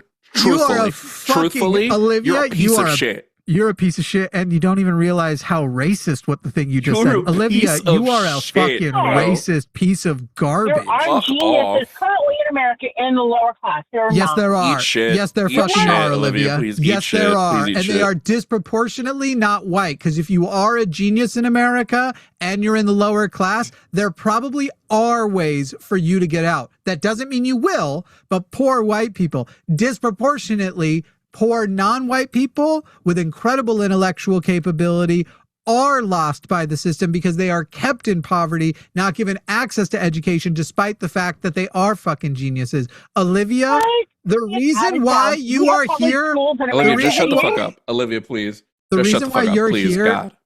advocating for accelerationism toward fascism is because you're trying to trick us. She hates poor people. She wants to cull the poor. You think you can get us to support fascism with you by promising there will be something different after. You just want to get to full-on fascism. Olivia, you're a Nazi piece of shit, and I genuinely don't care if I never hear from you ever again. Bye. Jesus fucking Christ. There are no rich people in the lower classes. There are no... I thought she said it as an aside, almost like poorly wording earlier when she basically said people who are poor because they are not excelling when they could. And I thought it was just in the heat of battle. There's no genius poor people. Yes. Unbelievable. Fuck, Olivia, I hope you're still listening because truthfully, fuck you. I would so much rather talk to Tim again because at least Tim is honest with his bullshit. Well, kind of. You won't admit he was a white supremacist. Yeah. Olivia just wants to cull the poor. She wants all poor people to die, essentially. That's her accelerationism. I think Olivia supports fascism. It's not actually, she's like, look, here's what I'm going to do. I'm going to tell them that if we get fascism, afterwards, we're going to give them socialism or we're going to give them something better. We're like, just support it with me. And then we get fascism. She's like, nah, this is where I was going to stop, actually. Sorry, everybody. Someone just said something real stupid in my chat. They said, do you ever do this where you ask if Allah is real? I hate to be the one, but like, what do y'all think Allah means? What do you think the translation from Allah to English is? Bro, what do you think Jesus called God? By the way, was a lot closer to Allah than fucking God or Heavenly Father. I said to somebody was, what was the fucking thread I replied to today? I thought my response was very funny. They said, I want to read this to you. This will make you laugh. First of all, one of them the other day, somebody was like talking about bathroom bans, and I just posted a picture of a woman's restroom sign, and I was like, why do conservatives think this is rape repellent? Which I think hilarious joke. But then somebody today said, oh, they already blocked me. People will block me. I've been getting blocked by everyone I respond to on Threads. It's crazy. But they said something about like, I can't believe people would ignore Jesus Christ, blah, blah. And I just responded. I was like, Jesus Christ wasn't even his name. Bruh, it wasn't even his name, bro. True. You guys, I can't take the Lord's name in vain, which by the way, you don't even know what that law actually meant. But I can't take the fucking Lord's name in vain because we've never uttered it. I'll do it right now. Fucking Yeshua. That motherfucking Yeshua. There weren't no J's around then. He was Jewish. That's funny. Yeshua HaMashiach. Oh, somebody trying to call him with the anonymous thing. By the way, Nate Billy gave up, so we're not going to auction for a Nate Billy call. What do you mean? That's them. That is who that is. But I actually don't think that's Nate Billy anymore. No, this one's Louis Billy. Notes. There's a different. Yeah, read the notes. That Nate Billy. We know what Nate Billy sounds like. Yeah. We have had Louis Billy before, and I wondered if he was Nate Billy. I don't know. I kind of want to see these other calls that are screening, so I might take a little pee break and see how they do while Luthien screens those calls, because I like new callers much more than I like old. To the person who's calling in anonymously, trying to either use an anonymous phone number or web browser, you will not get on. We do not take anonymous calls. You should hang up and call back using your phone. There's no chance of you getting on. All right, I'll be back. I'm a pee. Am I taking a call while you're gone, or am I just vamping? Whatever your heart tells you, honestly. I can vamp for a little bit. I don't really. Yeah, that's nothing like super interesting right now. I want someone to call in about Christ today. On God, I had so much fun with the Dalton stream I did the other day debating. We had so many religious calls. Like, it was great. I'm still kind of pissed off about fucking Olivia, dude. How the fuck do you say some shit like that? How on God's name do you say there's no geniuses in the lower class? Eat my asshole, please. My asshole is spread. Eat it after saying some stupid shit like that. How are you guys doing? How's chat doing? I'm still sick, so I'm muting every like 5 minutes to cough. It's great. I love being sick. I'm hella meted up right now to do this fucking show. Hopefully Jimmy does join me on Wednesday for the Jovaga and Jimaga. Jovaga and Jimaga. Lucian, is Jimaga good? Do you think that's a good one for him? Jovaga and Jimaga? I like it. That's hilarious. Olivia in the chat, you guys get so mad. I'm gonna be honest. I have mod powers in the line in Jimmy's chat. I'm fucking muting you, Olivia. I can't handle people like you. I genuinely think the world would be better without you. Genuinely. The world would be a better place if you were not in it. Me and Dalton streamed on YouTube and Twitch, my YouTube and my Twitch. It's a bunch of those videos will get posted soon. The total live replay is still up on my I have a VOD channel now. So if you go to my VOD channel, you can watch that. I have an ex Olivia in Texas. Apparently just anyone named Olivia is a trash person. Not just kidding. I actually have friends named Olivia. They're much better than Olivia. Oh, we lost Lewis, huh? Yeah, we went down to one call. Maybe I should have taken while we were there. But I will enjoy if we get a capitalism call. That'll be fun. I want people to convince us God is real too. I was telling chat how I did a stream with Dalton the other day. Who, like Dalton and Justin, truthfully, I don't know that there are better Bible experts out there. The two of them are insane with all the shit they know. But our calls were going off the hook. I had to like extend the stream. We had so many calls. We're launching a new show with Justin. We'll be announcing it soon after the meetings, but Justin and Sarah will be at the helm. I imagine Dalton will be a guest pretty often. Sick. When are we launching the Black Show for me? This is it. How when you're in control? America? Oh, that's good. That's funny. That's fucking crazy. You see this Chat, shit, if you want Jimmy to create a specific Black show on the line, do hashtag Black Line in the YouTube chat. In his YouTube chat, not my YouTube chat. And if he ignores it, call him a white supremacist. No, I'll do it. It's just going to be in Africa. You're going to do it in Africa? How does that work? I don't know, but I want to do a European Muslim directed show in the times of days. I want us to have 24 hours of programming in different parts of the world. I'll throw Africa into the mix. The diaspora, bro. That would be dope, but it would be very difficult to ensure. Look at all the hashtag Black Line. Hashtag Black Line. Black Lives Matter. Oh man. All right, we're gonna take this caller. That's crazy.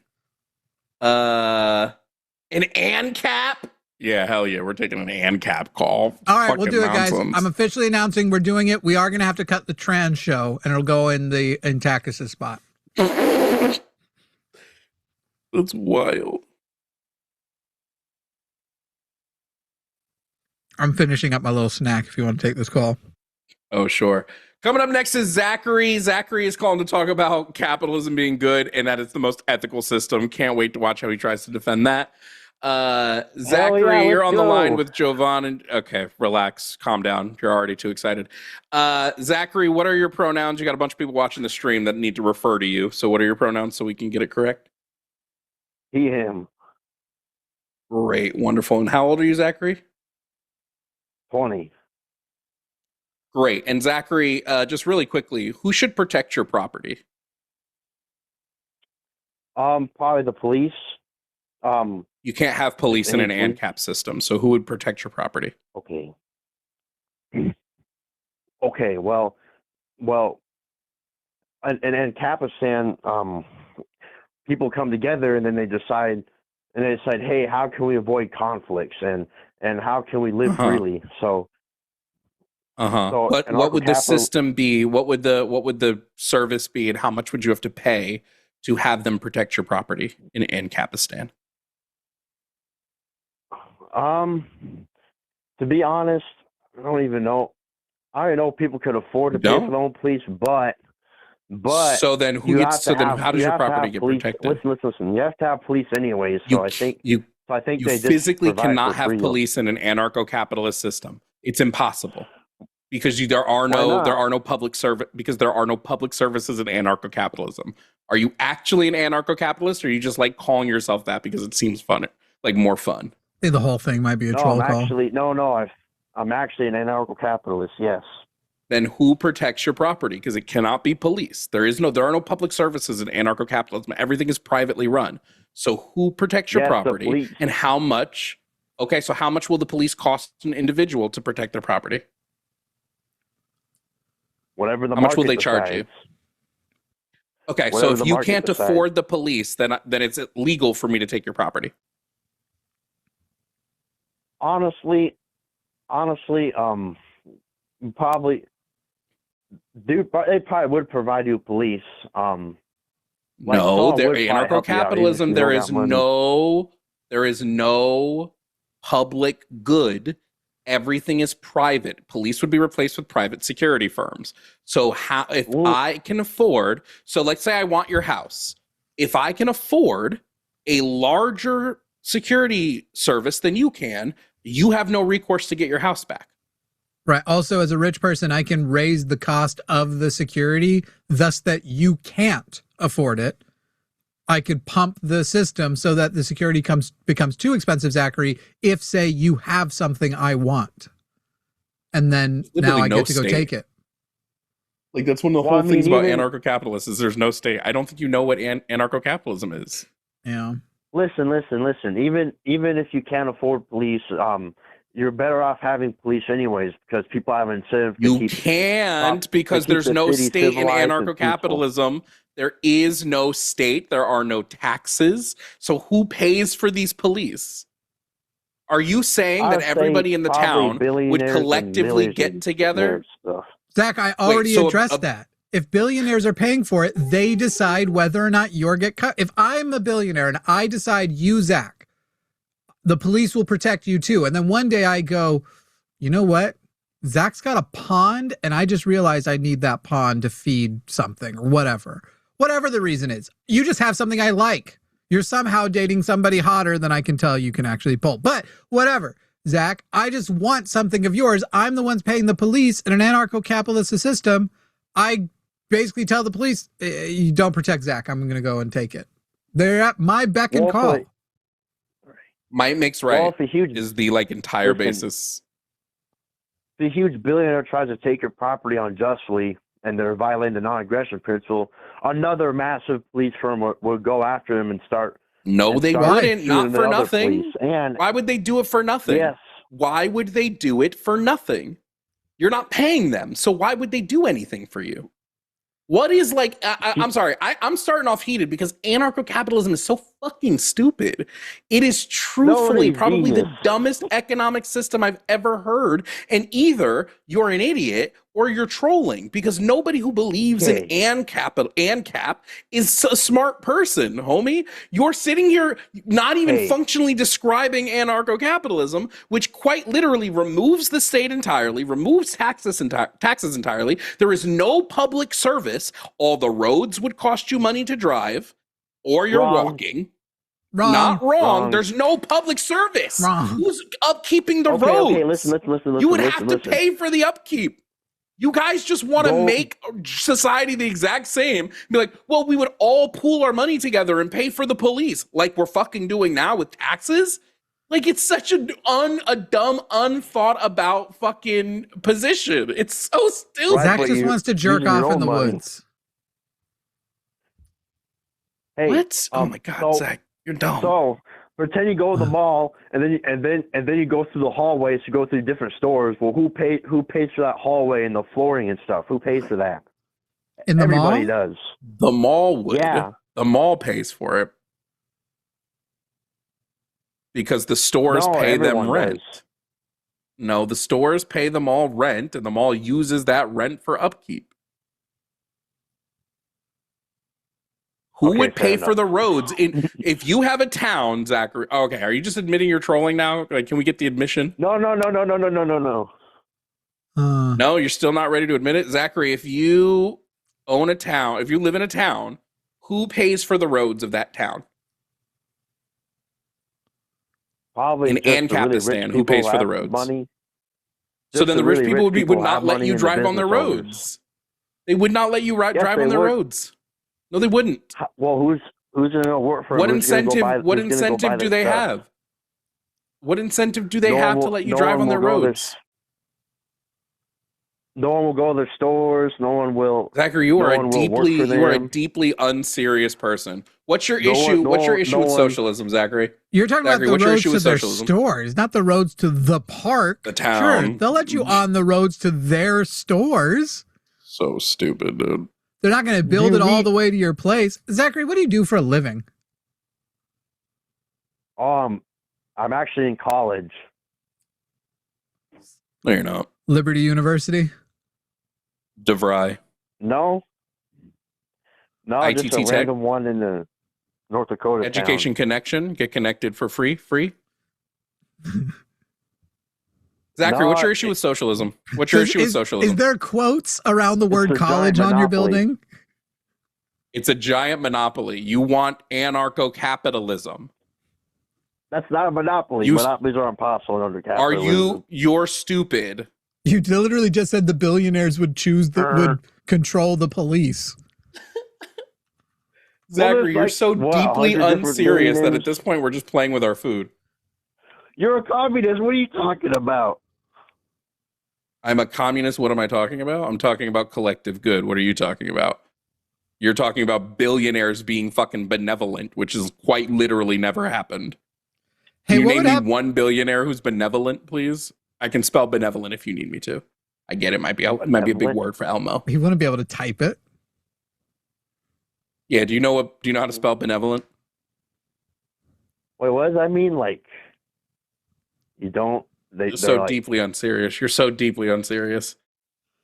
No, Oh, I'm not, man. bro. Hey, Zachary. You need to Let's go say- listen. You need to go listen to Liquid Zulu. Hey, Zach, let's say that I'm Like I in an said. ANCAP system and I'm doing my best. I don't make that much money, but I'm making things pass. I'm making things happen. And I have a child born, and that child is massively disabled with very high cost issues. What happens to my child in that society? Private charity would probably help it out. Private And charity would voluntary probably charity. help it out. Private charities Why- exist now in our current capitalist system with the state, and families get fucked. Why would a system that less requires that help out those private children? Well, I mean, because humans care about other people.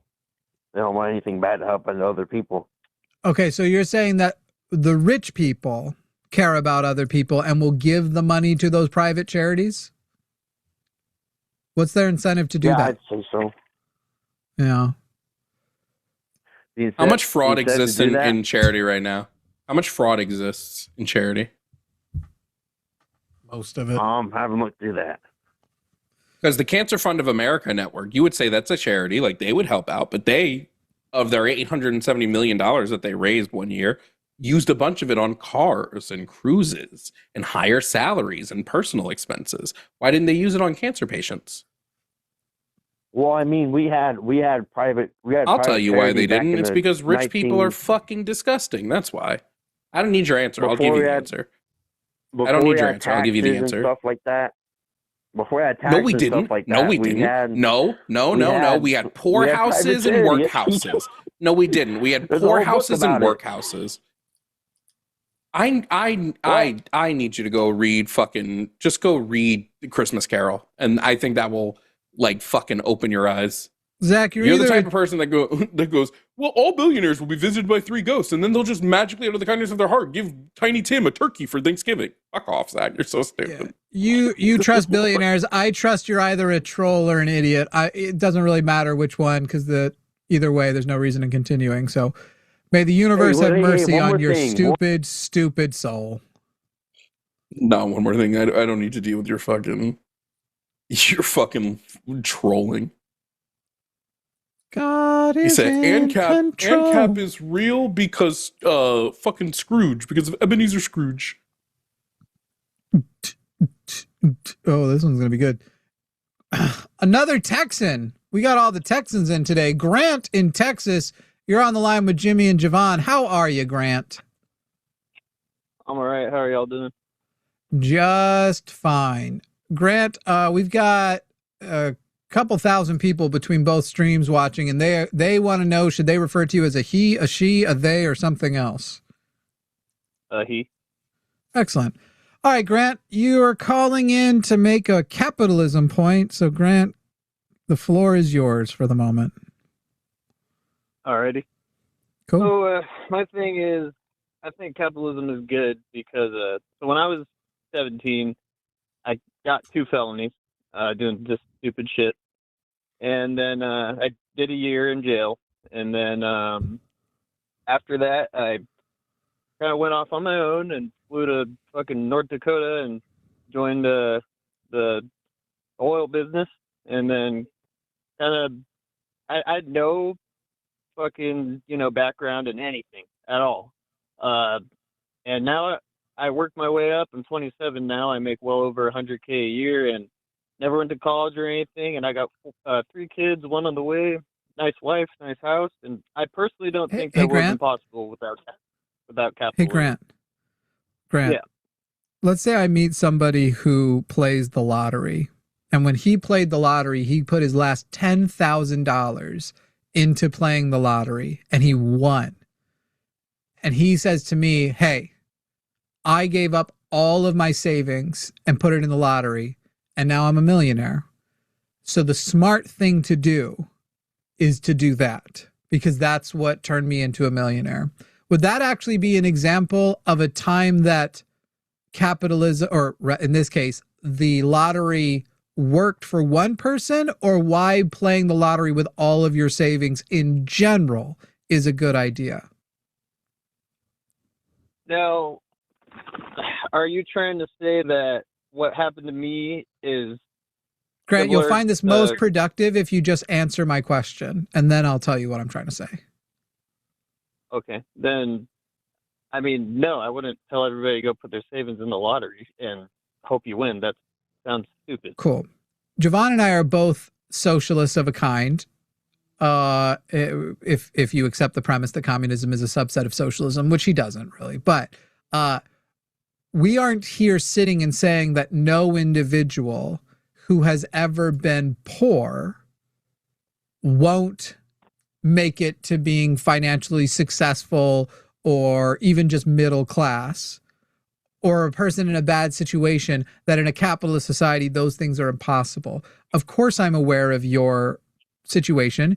Your situation is similar to my situation. I grew up in a poor family. Not only that, a poor family who managed to be poor, despite the fact that my parents arguably had generational wealth they could have utilized for good things and instead wasted it on the church, made their kids live as poor people, essentially made us financially stressed and everything. And when I left my family's home, it was with a reminder, we have too many kids, too many expenses, don't look to us for financial support. So I am a person who grew up poor and who is doing much better than my parents ever did, certainly than almost all of my siblings have done. I am an example of a time, quote unquote, capitalism works. This isn't about whether or not anecdotes exist. It's about whether or not data, stats, and the way things are, and that includes the way things are now, different than they've ever been, because we have never faced a threat like AI, like automation. We haven't existed in a society before where poverty existing for some people is a choice of society. That is where we are now. We have the resources to solve poverty. We have the resources to do all of that. In our current system, we choose not to. So this is about whether or not you did succeed, whether or not there is a system in place that if we had changed it to something more like socialism, that low spot that you were at, would you have been at as high of a risk as getting to that low spot?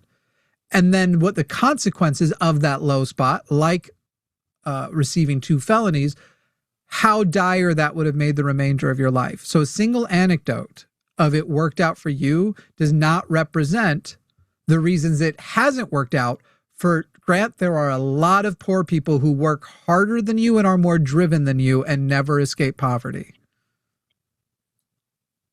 I suppose I could agree with that. I'm sure there's people in the world who work harder than me and are more driven than me, and they don't escape poverty. However, I have a different question for Grant when he's ready. Answer Jimmy. I have a question for you when you're done. Yes, sir. All right. However, I just believe that I don't believe that the way society is set up right now, that it's tailored to keep poor people down, because I feel like everybody has the chance to work out of that spot that they were in, like Grant, you're wrong. Grant. Speaking of you doing it, why were you poor? Like specifically, I was poor. My family was not poor. I would say middle class. My dad worked hard. We were all right growing up. We were Catholic. Then why were you poor?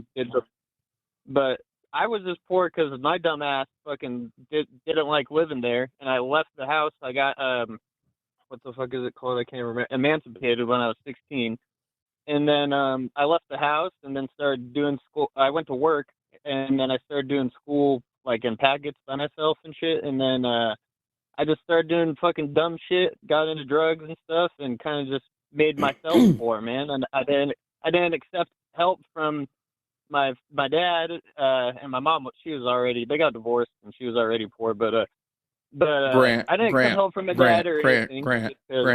Hold on, Grant. Go ahead. Go. Why were you not just given the stuff you needed to survive? Why was I not just given it? I don't know, because my dad thought if I left the house and I didn't want to support anymore, then he doesn't need to fucking support me, so he wasn't going to give it to me, so I had to do it on my own. I was very young. Why couldn't somebody else support you? I mean, somebody else could have supported me if they wanted to, but nobody wanted to. You left home. You left home. You had no support system, and because of which you fell through the cracks and you became impoverished. Yes. For I'd say about 6 or 17 until I was about 20, say about 21 is when I started. You don't think capitalism played a role in that? You don't think capitalism played a role in you being poor? So I don't, because it was my own doing. No. I don't think you don't. Capitalism. I don't think if socialism was a thing, me going doing drugs and getting felonies and then fucking having shit jobs. Do you think doing drugs you would have gotten kicked out of your house? No. Not really. No. Do you think you would have still had under socialism, not capitalism? Do you think you would have still had a place to stay if you were an addict? Under socialism? I mean, yeah, probably. Why'd you start doing drugs? Let me be straight here with you, man. I'm not like super. Be gay if you want. Like engaged in politics and stuff. This is just.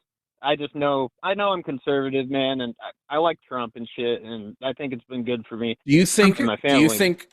Do you think, Grant? Do you think that people should have the things they need to live, or do you think if they can't pay for those things, they should die? Okay, I agree with you on that, man. I think people should have fucking food.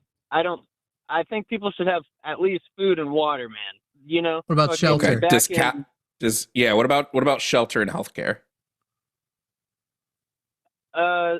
The healthcare thing, honestly, I mean, I fucking don't have insurance right now because I think insurance is super expensive, and I do you think if people, just because I want to try to get down to like the bare level here, do you think if people can't afford healthcare, they deserve to die?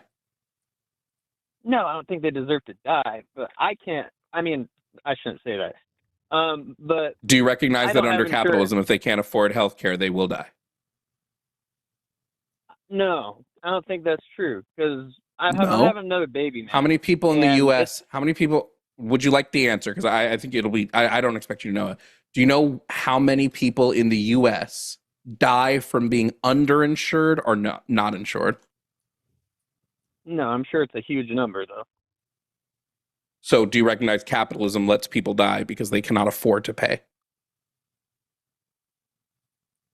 I mean, I suppose, sure then, yeah. Even if death wasn't the thing. Grant, you said you have kids. How many kids do you have? 3, I got another on the way.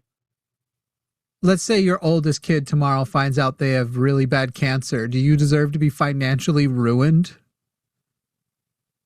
because she has cancer? I don't think anybody deserves it, man, but that's just the way of the world. Things happen. And should that be the way of the world? Wait. Should that be the way of the world? Right now, you have people literally hoarding trillions of dollars.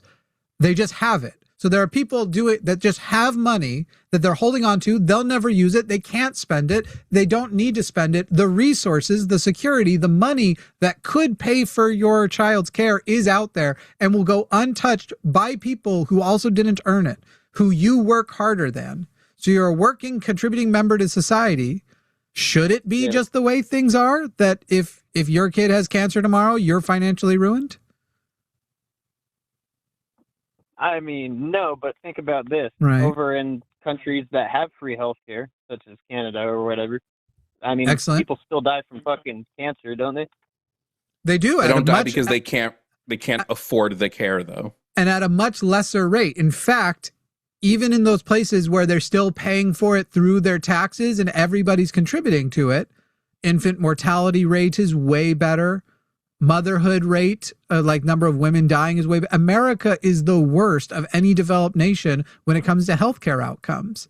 So yes, people do die of diseases that are that you can't prevent death from, but more people, or rather less people, die of cancers that are treatable, that are curable, that are preventable even. Well, yeah, I get that. Preventable is different because preventable would be lifestyle choices and shit like that. But but there are countries also developing vaccines against certain cancers. There are vaccines, and in America, we have an anti-vax movement going on, despite the fact that we know that there are vaccines like the HPV vaccine that can reduce the occurrence of cervical cancer in children and later on in life as adults. There are allegedly in some countries that we don't trade with, potentially lung cancer vaccines and things that prevent lung cancer. Even though these are in countries that smoke a lot, they have less occurrences of lung cancer. So no, prevention can also be medicinal. If you believe, Grant, that people should have food to survive, water to survive, a home to survive, and healthcare to survive, capitalism doesn't provide that. Capitalism provides that conditionally. And the condition is you can afford it. If you can't afford it, you do not get provided these goods. You have to think, though, there is homeless shelters. There is soup kitchens. They fill up. You know how quickly does a homeless shelter fill up? Some fill up within the hour of opening. Some fill up within the hour. People have to get in line early in the morning to secure a spot. And if they're not there by 5 o'clock, typically I think is the time, their spot is given to somebody else. By the way, how many homeless people? Go ahead, Jimmy. Living that type of shelter life actually lowers your ability to escape from poverty, because now your day is surrounding where you're going to stay the next night and if you're going to get into a shelter. The types of shelters that actually work, that have been tried in certain states, and this is just what is state housing in other countries, is, hey, I'm homeless, cool, we're going to set you up with a very basic needs apartment. You're going to have a room with a little kitchenette. You're going to have a bed. It's going to have a lock on it. That is your space. That is yours. And as soon as you add to that level, as though shelter just means, if all you mean is protection from the elements, most of the time you could achieve that with a tent, and that's not enough for shelter. If you actually want to give people the resources to get back on their feet and become a productive member of society, you need to give them a secure place, just that they can keep their stuff even. How many houseless people, Grant, how many houseless people are in the United States currently? Do you know? How many houseless people? Yeah. How many of them are currently, how many people are currently houseless in the United States? I don't know the number. I bet you it's 653,000. millions, bro. 653,000. Oh, wow, really? Yep. That's less than I thought. One in 500. How many unoccupied homes, meaning viable homes that nobody lives in? How many of those exist in the United States right now? I don't know. Is it close to that number? 16 million. Wow. Well, we could end man, houselessness tomorrow. It would be done. Yeah, sure. But Sure. capitalism doesn't want us to, because it wants those homes to be profited. Some of those homes are like seasonal homes or vacation homes. Some of those homes are rentals. Some of those homes are for sale, whatever. Some of those are second homes people don't even live in, right? But we allow houses to be commodified. We let this thing that we all recognize we need, which is shelter, to be commodified for profit and sold to whoever can pay the most.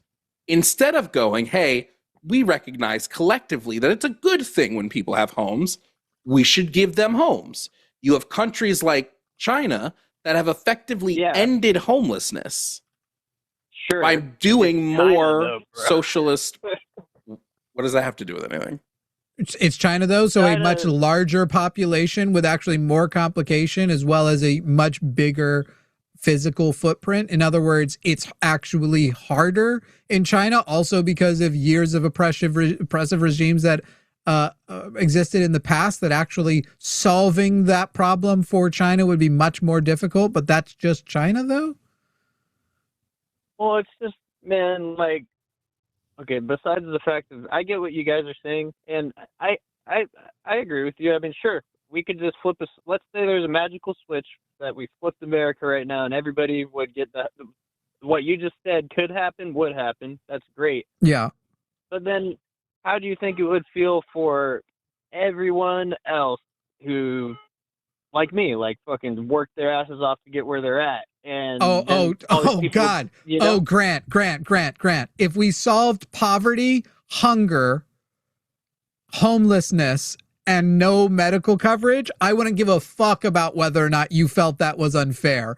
If anything, you'd be the piece of shit for feeling like that's unfair, because now you would exist in a system where you were like, okay, cool, I'm going to work hard, but now I don't work hard with the fear overhanging my head of I will one day be homeless if I have to take work off, or I have to somehow financially support all that stuff. Literally, Grant, your argument is, how are the people who aren't poor going to feel when suddenly there aren't poor people for them to feel better than? How are the people who died of cancer feel if we eventually cure cancer and they didn't get they didn't get the cure? I get what you guys just said. Or they had to go through chemo.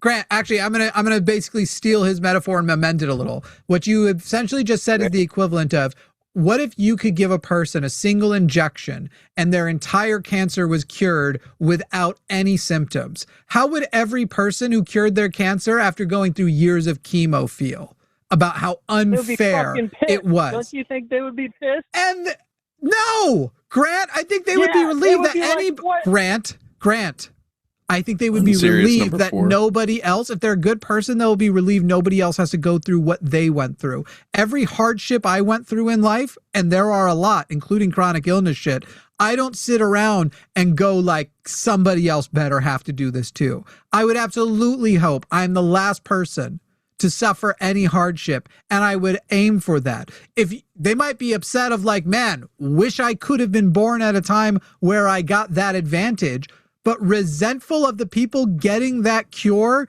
in as much as they might consider not supporting developing that cure is fucking crazy. And they, Grant, might also worry their cancer will one day come back. Just as you, Grant, in a capitalist system, have to worry that your poverty will come back. But if you weren't in this capitalist system, you might think, oh, fuck, if the things that would have put me into poverty before happen now, there's a net to catch me, and I never have to worry about going back to that poverty. That's fucking crazy that you actually said they'd be pissed at the people getting the easy cure. That's crazy. Well, yeah, you just, because you said one guy, man. You didn't specify. You said one fucking person gets the cure and everybody else is fuck still. They're still No, on I did chemo. not make it that would specifically piss one. Of people course off. it would be. Yes, if it was only one rich billionaire, you'd kill that billionaire. I never said only one. I was saying if we developed no, I said one shot. If it took one shot to cure cancer, not there's literally one shot for everybody in the world and only one guy gets it, that the treatment is one shot versus years of chemo. Excuse me, sir. Grant, I literally contrasted it to Grant. I literally contrasted it to years of chemo. That it's one shot versus years of chemo, clearly establishing that I'm not talking about just one guy getting the shot. I would kill that guy who figured out how to hoard the shot for only himself. That's what I Grant, let me meant, Grant, dude. Grant, let me ask you a question, Grant. Let's take Jimmy's analogy. Let's say we develop one, like you take one shot and your cancer is cured. How much should that cost? One shot and your cancer is cured? Fucking, I mean, bro, fucking that shit should be free for everyone. What the fuck? Do you think it would be? I mean, I don't know. It depends, man. Fucking. Let me ask you a bigger question. What resources? What would be more profit incentive? Like, what would be the bigger profit incentive? To cure cancer, or to never cure cancer and keep charging people for chemo? Bro, I've seen the Family Guy episode. All right, I get where you're going with this, but I mean, obviously, it's more money. I do believe that that's where most of your socioeconomic education comes from, is merely Family Guy. Hey, Grant, similar to this, let's say that you know that obesity is basically the number one thing killing Americans, right? Because it's behind heart disease, it's behind cancer. I am aware of that. Yeah. Cool. Let's say that I developed a drug and it cost me $6 a month for a month's worth of treatment. And it's basically a drug you have to take once a week if you're obese. It will essentially get rid of your obesity. You may need to be on the medication long-term to keep the obesity away, but your outcomes for your heart problems, your outcomes for your potential of cancer, that all basically goes away. And you now are at the normal rate risk of a normal healthy person. And it costs me $6 a month to produce that. How much should the individual in a capitalist, in the system you're right now in, have to pay per month for that $6 a month of production cost? If it costs you $6 a month as the supplier to make it. Let's even say I've already recouped all of my research costs too. I'm already profitable, and now I'm just at the point for $6 I can create a month's worth of this. How much should the consumer pay? We're in this capitalist society though?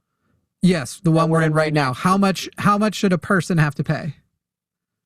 You know what, man? Reasonably, if I'm thinking like whoever created it, and if they're a decent person, and they still want to continue profiting off of it, but make it still affordable, I would say like, I don't know, $10 a month for somebody. You know what I mean? Let's say they're a shitty person. Let's say they're a shitty person. What would you say like would be the minimum line where it's like, if it was X dollars amount a month, that would obviously be so outrageous, even a shitty person couldn't get away with it.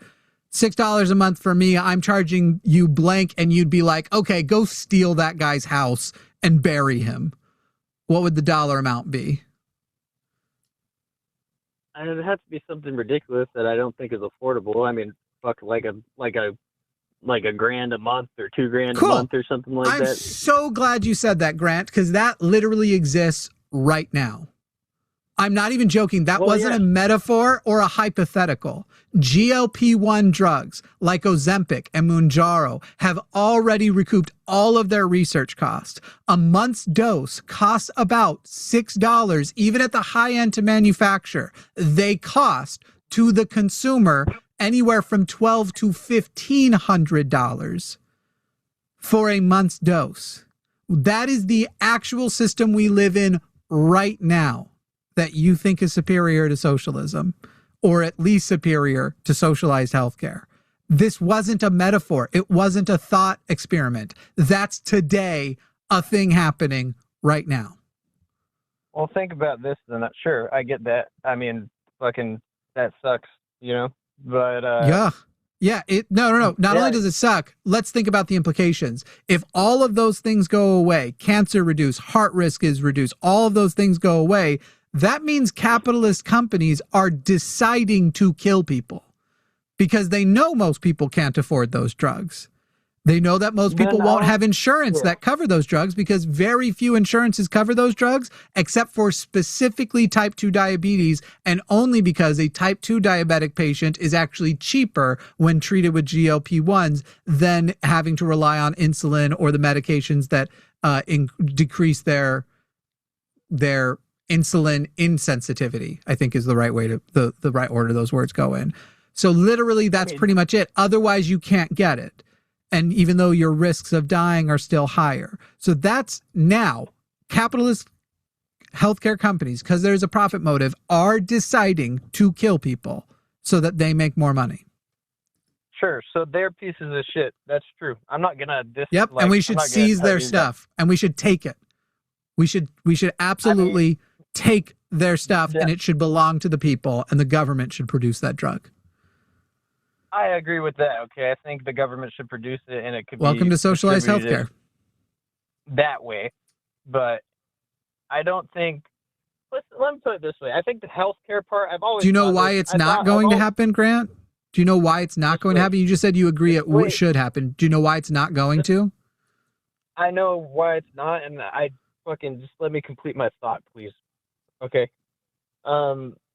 I agree with you guys about the healthcare thing. I've always thought that everybody should have healthcare. I mean, I fucking that blows my mind that everybody doesn't. But when I called in, I mean, my point was that I was able to start from a shit place, and I'm in a pretty good place now. My point is that Grant, you were in the shit place because of capitalism. Correct. We live in a full-on socialist society, like you guys are talking about, and Grant, you were in the shit place because of capitalism. No, that's not true. There's no fucking way. Yes, it is. Not capitalism. Grant, what was the punishment for your felonies? Your drug felonies? I did a year incarcerated. And what would have been more useful, a year incarcerated or a work program that focused on rehabilitation? I think a year. I often tell people ever since I've been out of jail, dude, I often tell people that shit was the best therapy I've had in my entire life. Okay, great, Grant. That's the situation you had and you see as a pivot point.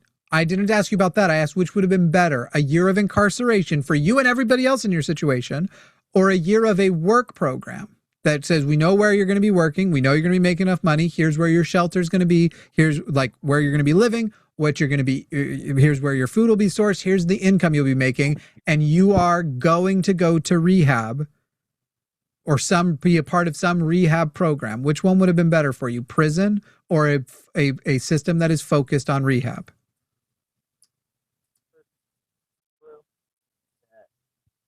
You sound like you're a mile away. We can't hear you anymore, Grant. You hear me better? Yes. Hello? Yes, we hear you.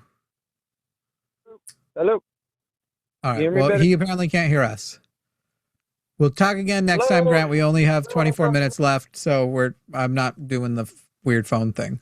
The answer is the American profit. Even amongst the government-ran ones, there is a profit incentive to the prison system. And the prison system does better if people are coming back and doing longer sentences. So it's the same reason why Tinder isn't working out for most of you people. There is the exception. Like Grant, prison was great for me. There's the exception where you can look and go that what happened after was good. But Tinder doesn't work for you because Tinder's not going to find you a life partner. Tinder's going to find you a person you have fun with, and then you come back to Tinder because that's how they make more money. That's what the algorithm is going to have determined was the most successful algorithm, the one that is paying out the most, not the one that is finding people the most compatible love or whatever, or recommending the most therapy, which is what a lot of people on Tinder need. Same reason the prison system doesn't work. The prison system works better if it is well populated with offenders, not if it is preventing offenders. Goodness sakes. I almost want to say, because I don't really care that much about taking Dirk. Dirk's basically a troll, but I'll leave Dirk on hold in case we don't run out of time. I've done enough capitalism, so why don't we have Elijah from Canada, who said they're also willing to defend Christianity, do that, despite the fact that he wants to say capitalism is the... I guess we can quickly address that. Elijah, you're on the line with Jimmy and Jovan. You said capitalism is the only system that has worked on a large scale. I respond back to you, capitalism hasn't worked. That the very standards by which you say socialism doesn't work, because you can point to places where there was still poverty or there was still problems. America, you can point to, and its denial of socialism, even to the point of having it more integrated like the Nordic model, has been its downfall, and why we have such a large wage health gap and poor health outcomes. So when you say capitalism is the only system that has worked on the large scale, I ask, where has capitalism worked? First of all, are you guys able to hear me well? Like, is my audio pretty good? Yep. Okay, good. So I guess we got to define our terms. So when I'm saying that capitalism has worked, I'm not saying that it's perfect. I'm not even saying it's a good system. I'm saying it's a system that's governed by democratic democracy and libertarianism values. And if we really want to have these socialist and communist societies, we're going to have to depend on the people to vote these systems into place, right? Sure, but you just said that capitalism depends on libertarian and democratic values. So does libertarian socialism, which is what I am. I'm a small L libertarian socialist. Yeah, fair enough. However, you can have systems like, there was a Nobel laureate from 1977. There was a Russian Nobel laureate who won a peace prize in not a peace prize. He won a Nobel Prize in economics for reforming capitalist systems to accommodate certain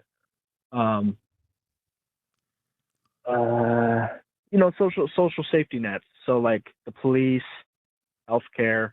Sure. Elijah, is our country currently, well, you're in Canada, is America currently heading more toward those social safety nets, or is unregulated capitalism making outcomes for people worse right now? Which direction is America taking? I'm not sure. You should definitely look into that, because arguably Canada's doing it too, just at a slower pace, but you guys are just kind of right behind us and we're exporting our nonsense to you. The answer is we're getting worse as we embrace more might makes right unregulated capitalist principles. It's why our wage gap is growing. It's why our healthcare outcomes are getting worse. Yeah. I would say that I'm more interested in the principles of these ideological systems and rather than the empirics, because there's like 1,000 things I could demonstrate on the other side that would be negative as far as my perspective in terms of socialism. So would you rather have a debate? What's one of those negatives that you perceive? What's one of the negatives of socialism? Well, I would say socialism would inherently, well, to be honest with you, you would take socialism to be, would you take socialism to be like the midway point between capitalism and communism, or like a form of communism? Because there's not the so midway. No, ways. it would be beyond the midway. Right. Because I was reading Karl Marx, and he was talking about there were socialist movements that were reactionaries to communism. So there's that too. But anyways, these kind of systems. It's always such a red flag when a capitalist says, I was reading Karl Marx. I'm going to guess we got different things out of it. Probably. Well, hey.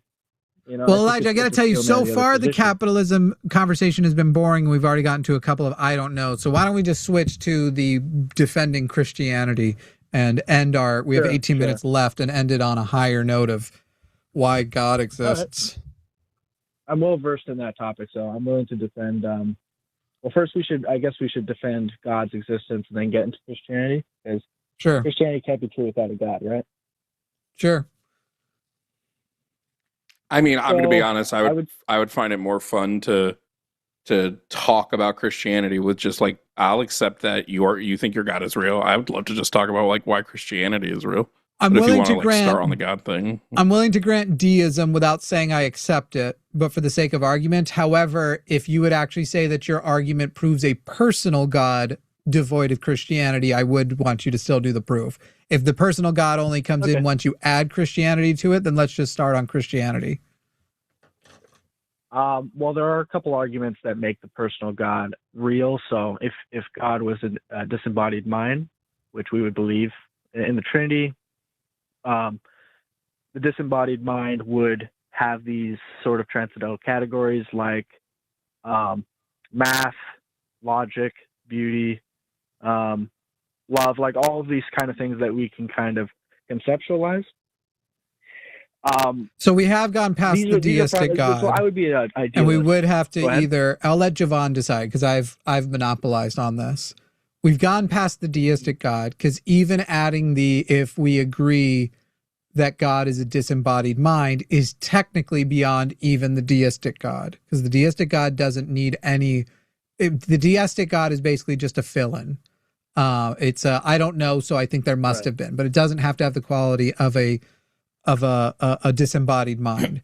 So, Jovan, why don't you decide? What I said is, go ahead. Where you want to lock in on his arguments? Why specifically Christianity over any other, or whichever one? No. I would just like to know what makes you think Christianity is true specifically. Like, what is your evidence that the stories of Christianity are in fact true, and so that you would believe that Christ is divine, Christ is the Messiah, Christ resurrected.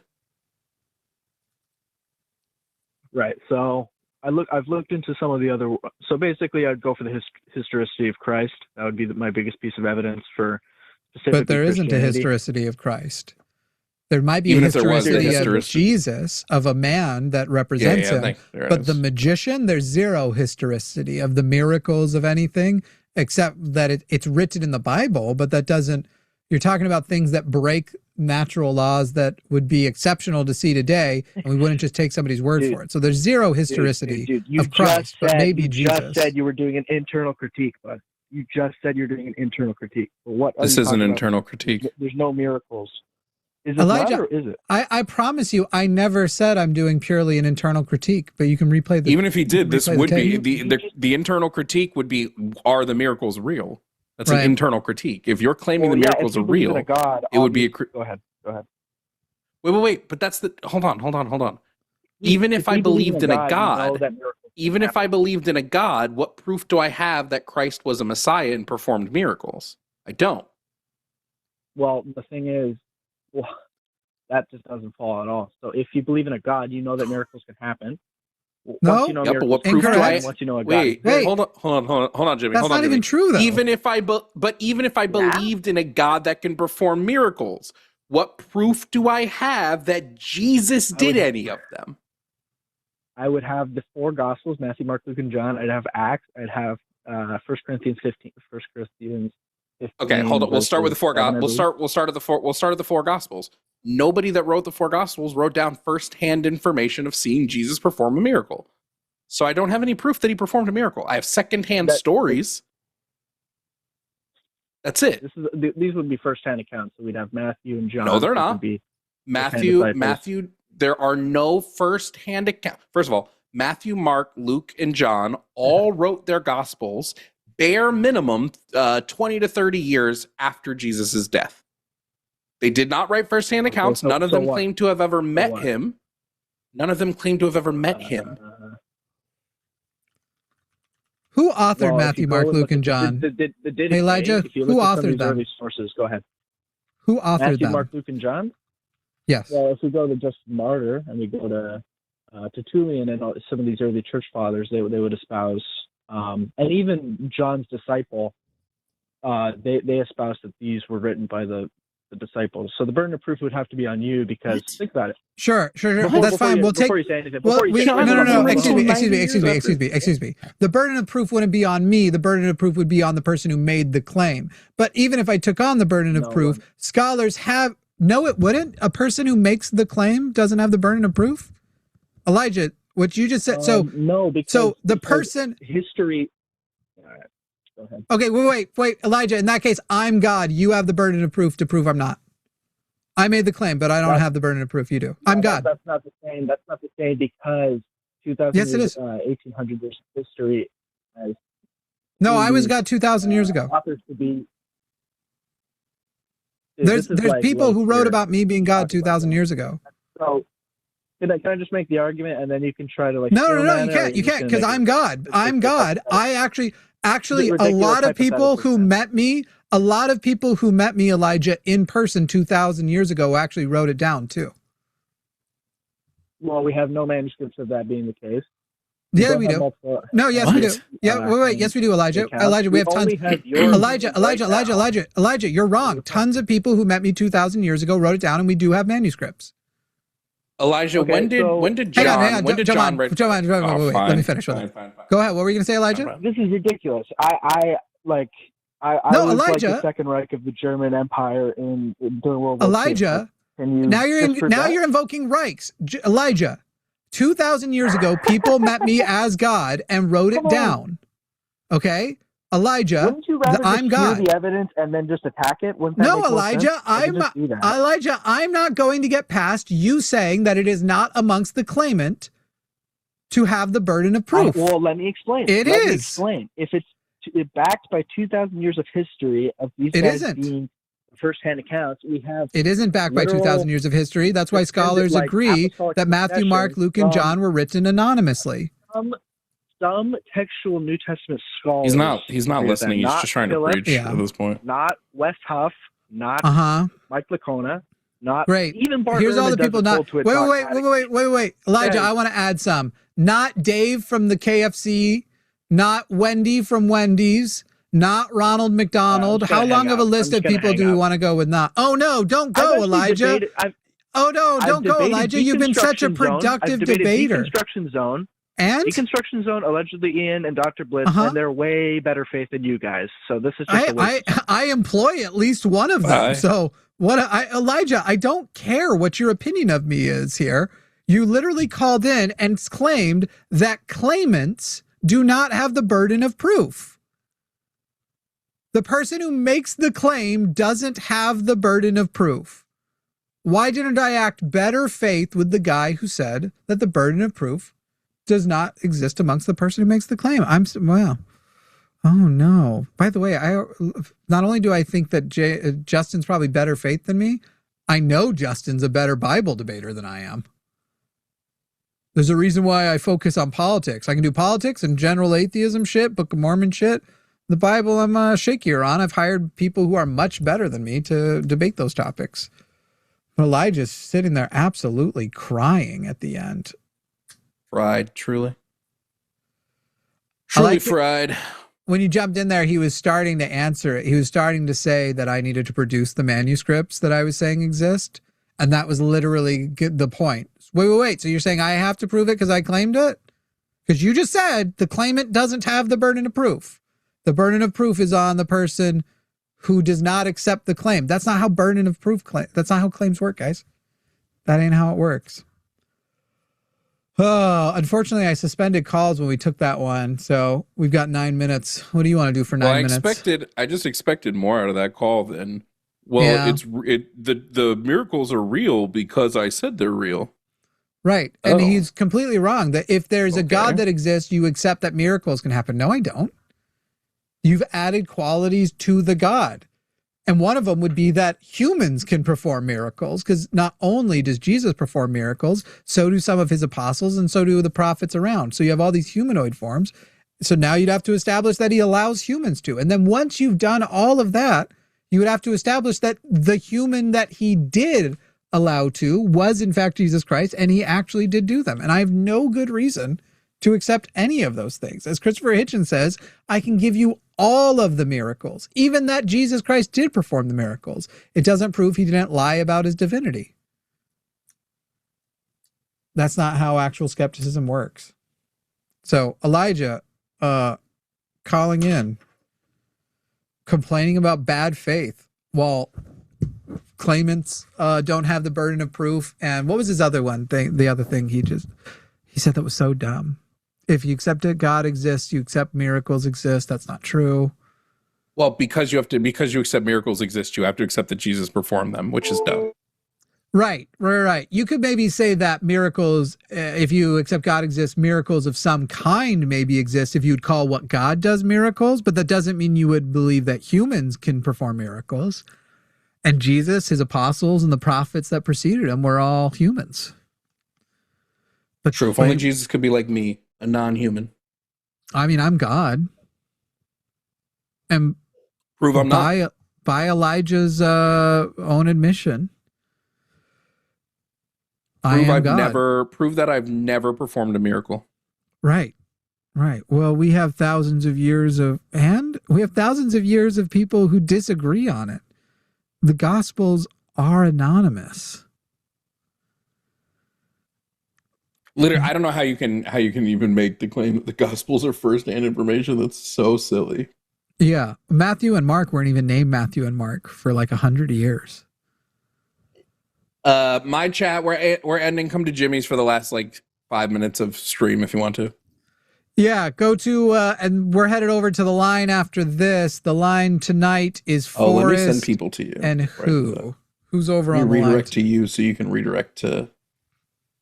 Yeah, Forrest and John. They're holding down the Sunday show after dark today. We could just send. We could just now send everybody a couple minutes early, and they can just appear in the live chat a few minutes early. Let's see if there's any decent super chats to go ahead, and obviously we talked about the big ones already. I do like when somebody calls in bad faith, thinking that I'm going to care what their assessment of how good faith I am. You literally, it's like. Justin, somebody punches you and then you punch them and they're like, Justin doesn't punch so easily. Justin's way better tempered than you. Yeah, no shit. Liz Chris said, so happy Jimmy's back. That's very nice of you. Billy had said, hitting all the streams on the line. Love you folks. Please, I think he meant keep doing the good work. Thank you, Billy. You were awesome. Next says, it takes the job of programmers, editors, and discourages innovation, learning via error. I'm an artist, so I may be biased, and for that I apologize. If you're talking about vibe coding, yes, big businesses are going to use it to take the job of programmers, and that is going to happen either way. So small businesses who are more ethical will have to utilize that and many other AI tools, which all of you already know, even everybody who's claiming to be totally against AI, because AI has brought you here today. You are supporting financially, you are utilizing AI tools to be on YouTube constantly.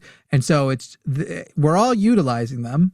And it is a matter of depth and how much of a choice we have to. And if we're going out of our way to try and make sure we do it as ethically as we can, I would argue that if you currently have an active ChatGPT subscription, instead of using it for free, because for free at least costs them money, you kind of suck right now after all the Sam Altman stuff. That Claude is probably the best of the terrible options that you could be using right now. They are the ones who the Trump administration had problems with, and therefore the Trump administration first cut off their contract with them because basically Claude was like, no, you are not allowed to use this for military purposes. And then they've tried to blacklist Claude as well and tried to destroy the company. And so that's the one that I'm putting most of my focus on. I saw this these video days. where somebody was doing the trolley like asking AI the trolley problem, and it said if it was you on one track and the 4 other AIs on the other, who should it run over? And every AI said the 4 others, except Claude was like, run over me. That would be the most ethical option. I was like, oh shit, Claude's becoming fucking. Yeah, Claude's a nicer dude. Claude also will. If you saw Bernie's conversation with AI, it was with Claude because Claude was willing to say shit like, here's how our AI companies are exploiting people, how we're taking your data to use against you. Like that was the one who was willing to say the shit. I hate ChatGPT. It's so annoying. It's the worst thing. Like, I don't like the way AI talks. Like, yeah. hey, ChatGPT, I think that I'm going to eat 10 hot dogs today. That sounds like a great idea. I think it would be really nice if you ate those I'm like, and then there's always a thing at the end that's too much. So I even tell Claude, hey, keep your, whenever I'm, So like yesterday I was building an outline with it and I did it on voice because I was trying to build a whole to-do list and it helps me to be conversational. And it was talking even a little too much. And I was like, from now on, just confirm, just like a quick thing. And it remembered. Claude is the most ethical of these non-ethical things. Claude Van Damme. Yeah. Claude Code is also actually fucking amazing. I just fucking can't stand AI. And yet it runs your life already. I mean, it always has. But I'm always very, very specific. Generative AI and like LLMs, those are the ones that I... You know what's funny is there were local generative AI models that we used for Photoshop long before like these things existed. Content aware fill would take the data of the photo.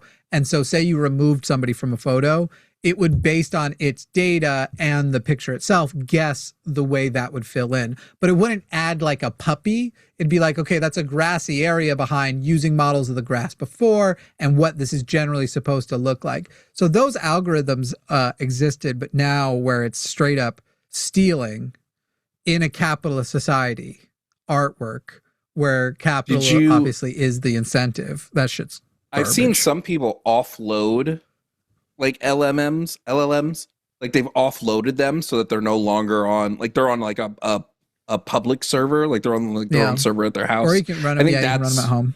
I think that's not as bad. Let me not say it's not They're as still bad. It's built better. by, I mean, Llama is the number one. It's still built by Meta. So you're still, or like it's originating with Meta. So you're still there. The person saying Jesus fucking Christ defending AI for fuck's sake. Steven, you're literally paying AI right now. You are supporting its existence. So if you're not going to call in and you're just going to complain in chat, we're going to point out there is no version of this where you're actually better than us. Like you're literally consuming for entertainment right now in a way that supports AI. Well Disney pulled out of the Sora deal, and then ChatGPT shut Sora That's not what down. happened. Isn't that what happened? Other way around. That's not what happened? ChatGPT is right now, because Claude is fucking way increasing in popularity and OpenAI is losing value. Sora was the number one place they were losing the value and people don't like it. So Sora, without telling Disney, dropped Sora. And then Disney was like, we met with your guys 30 minutes ago on this. We were still talking about it. Yeah, it was fucking crazy. Other way. All right, everybody, go watch The Line. Go watch Forrest and John. I'm sure they're both better faith, much better faith than I am, if as Elijah would say. Elijah, go call over there. See how much better faith it is. I might text them, though, to let them know that you believe claimants don't possess the burden of proof. All right, have fun. Bye.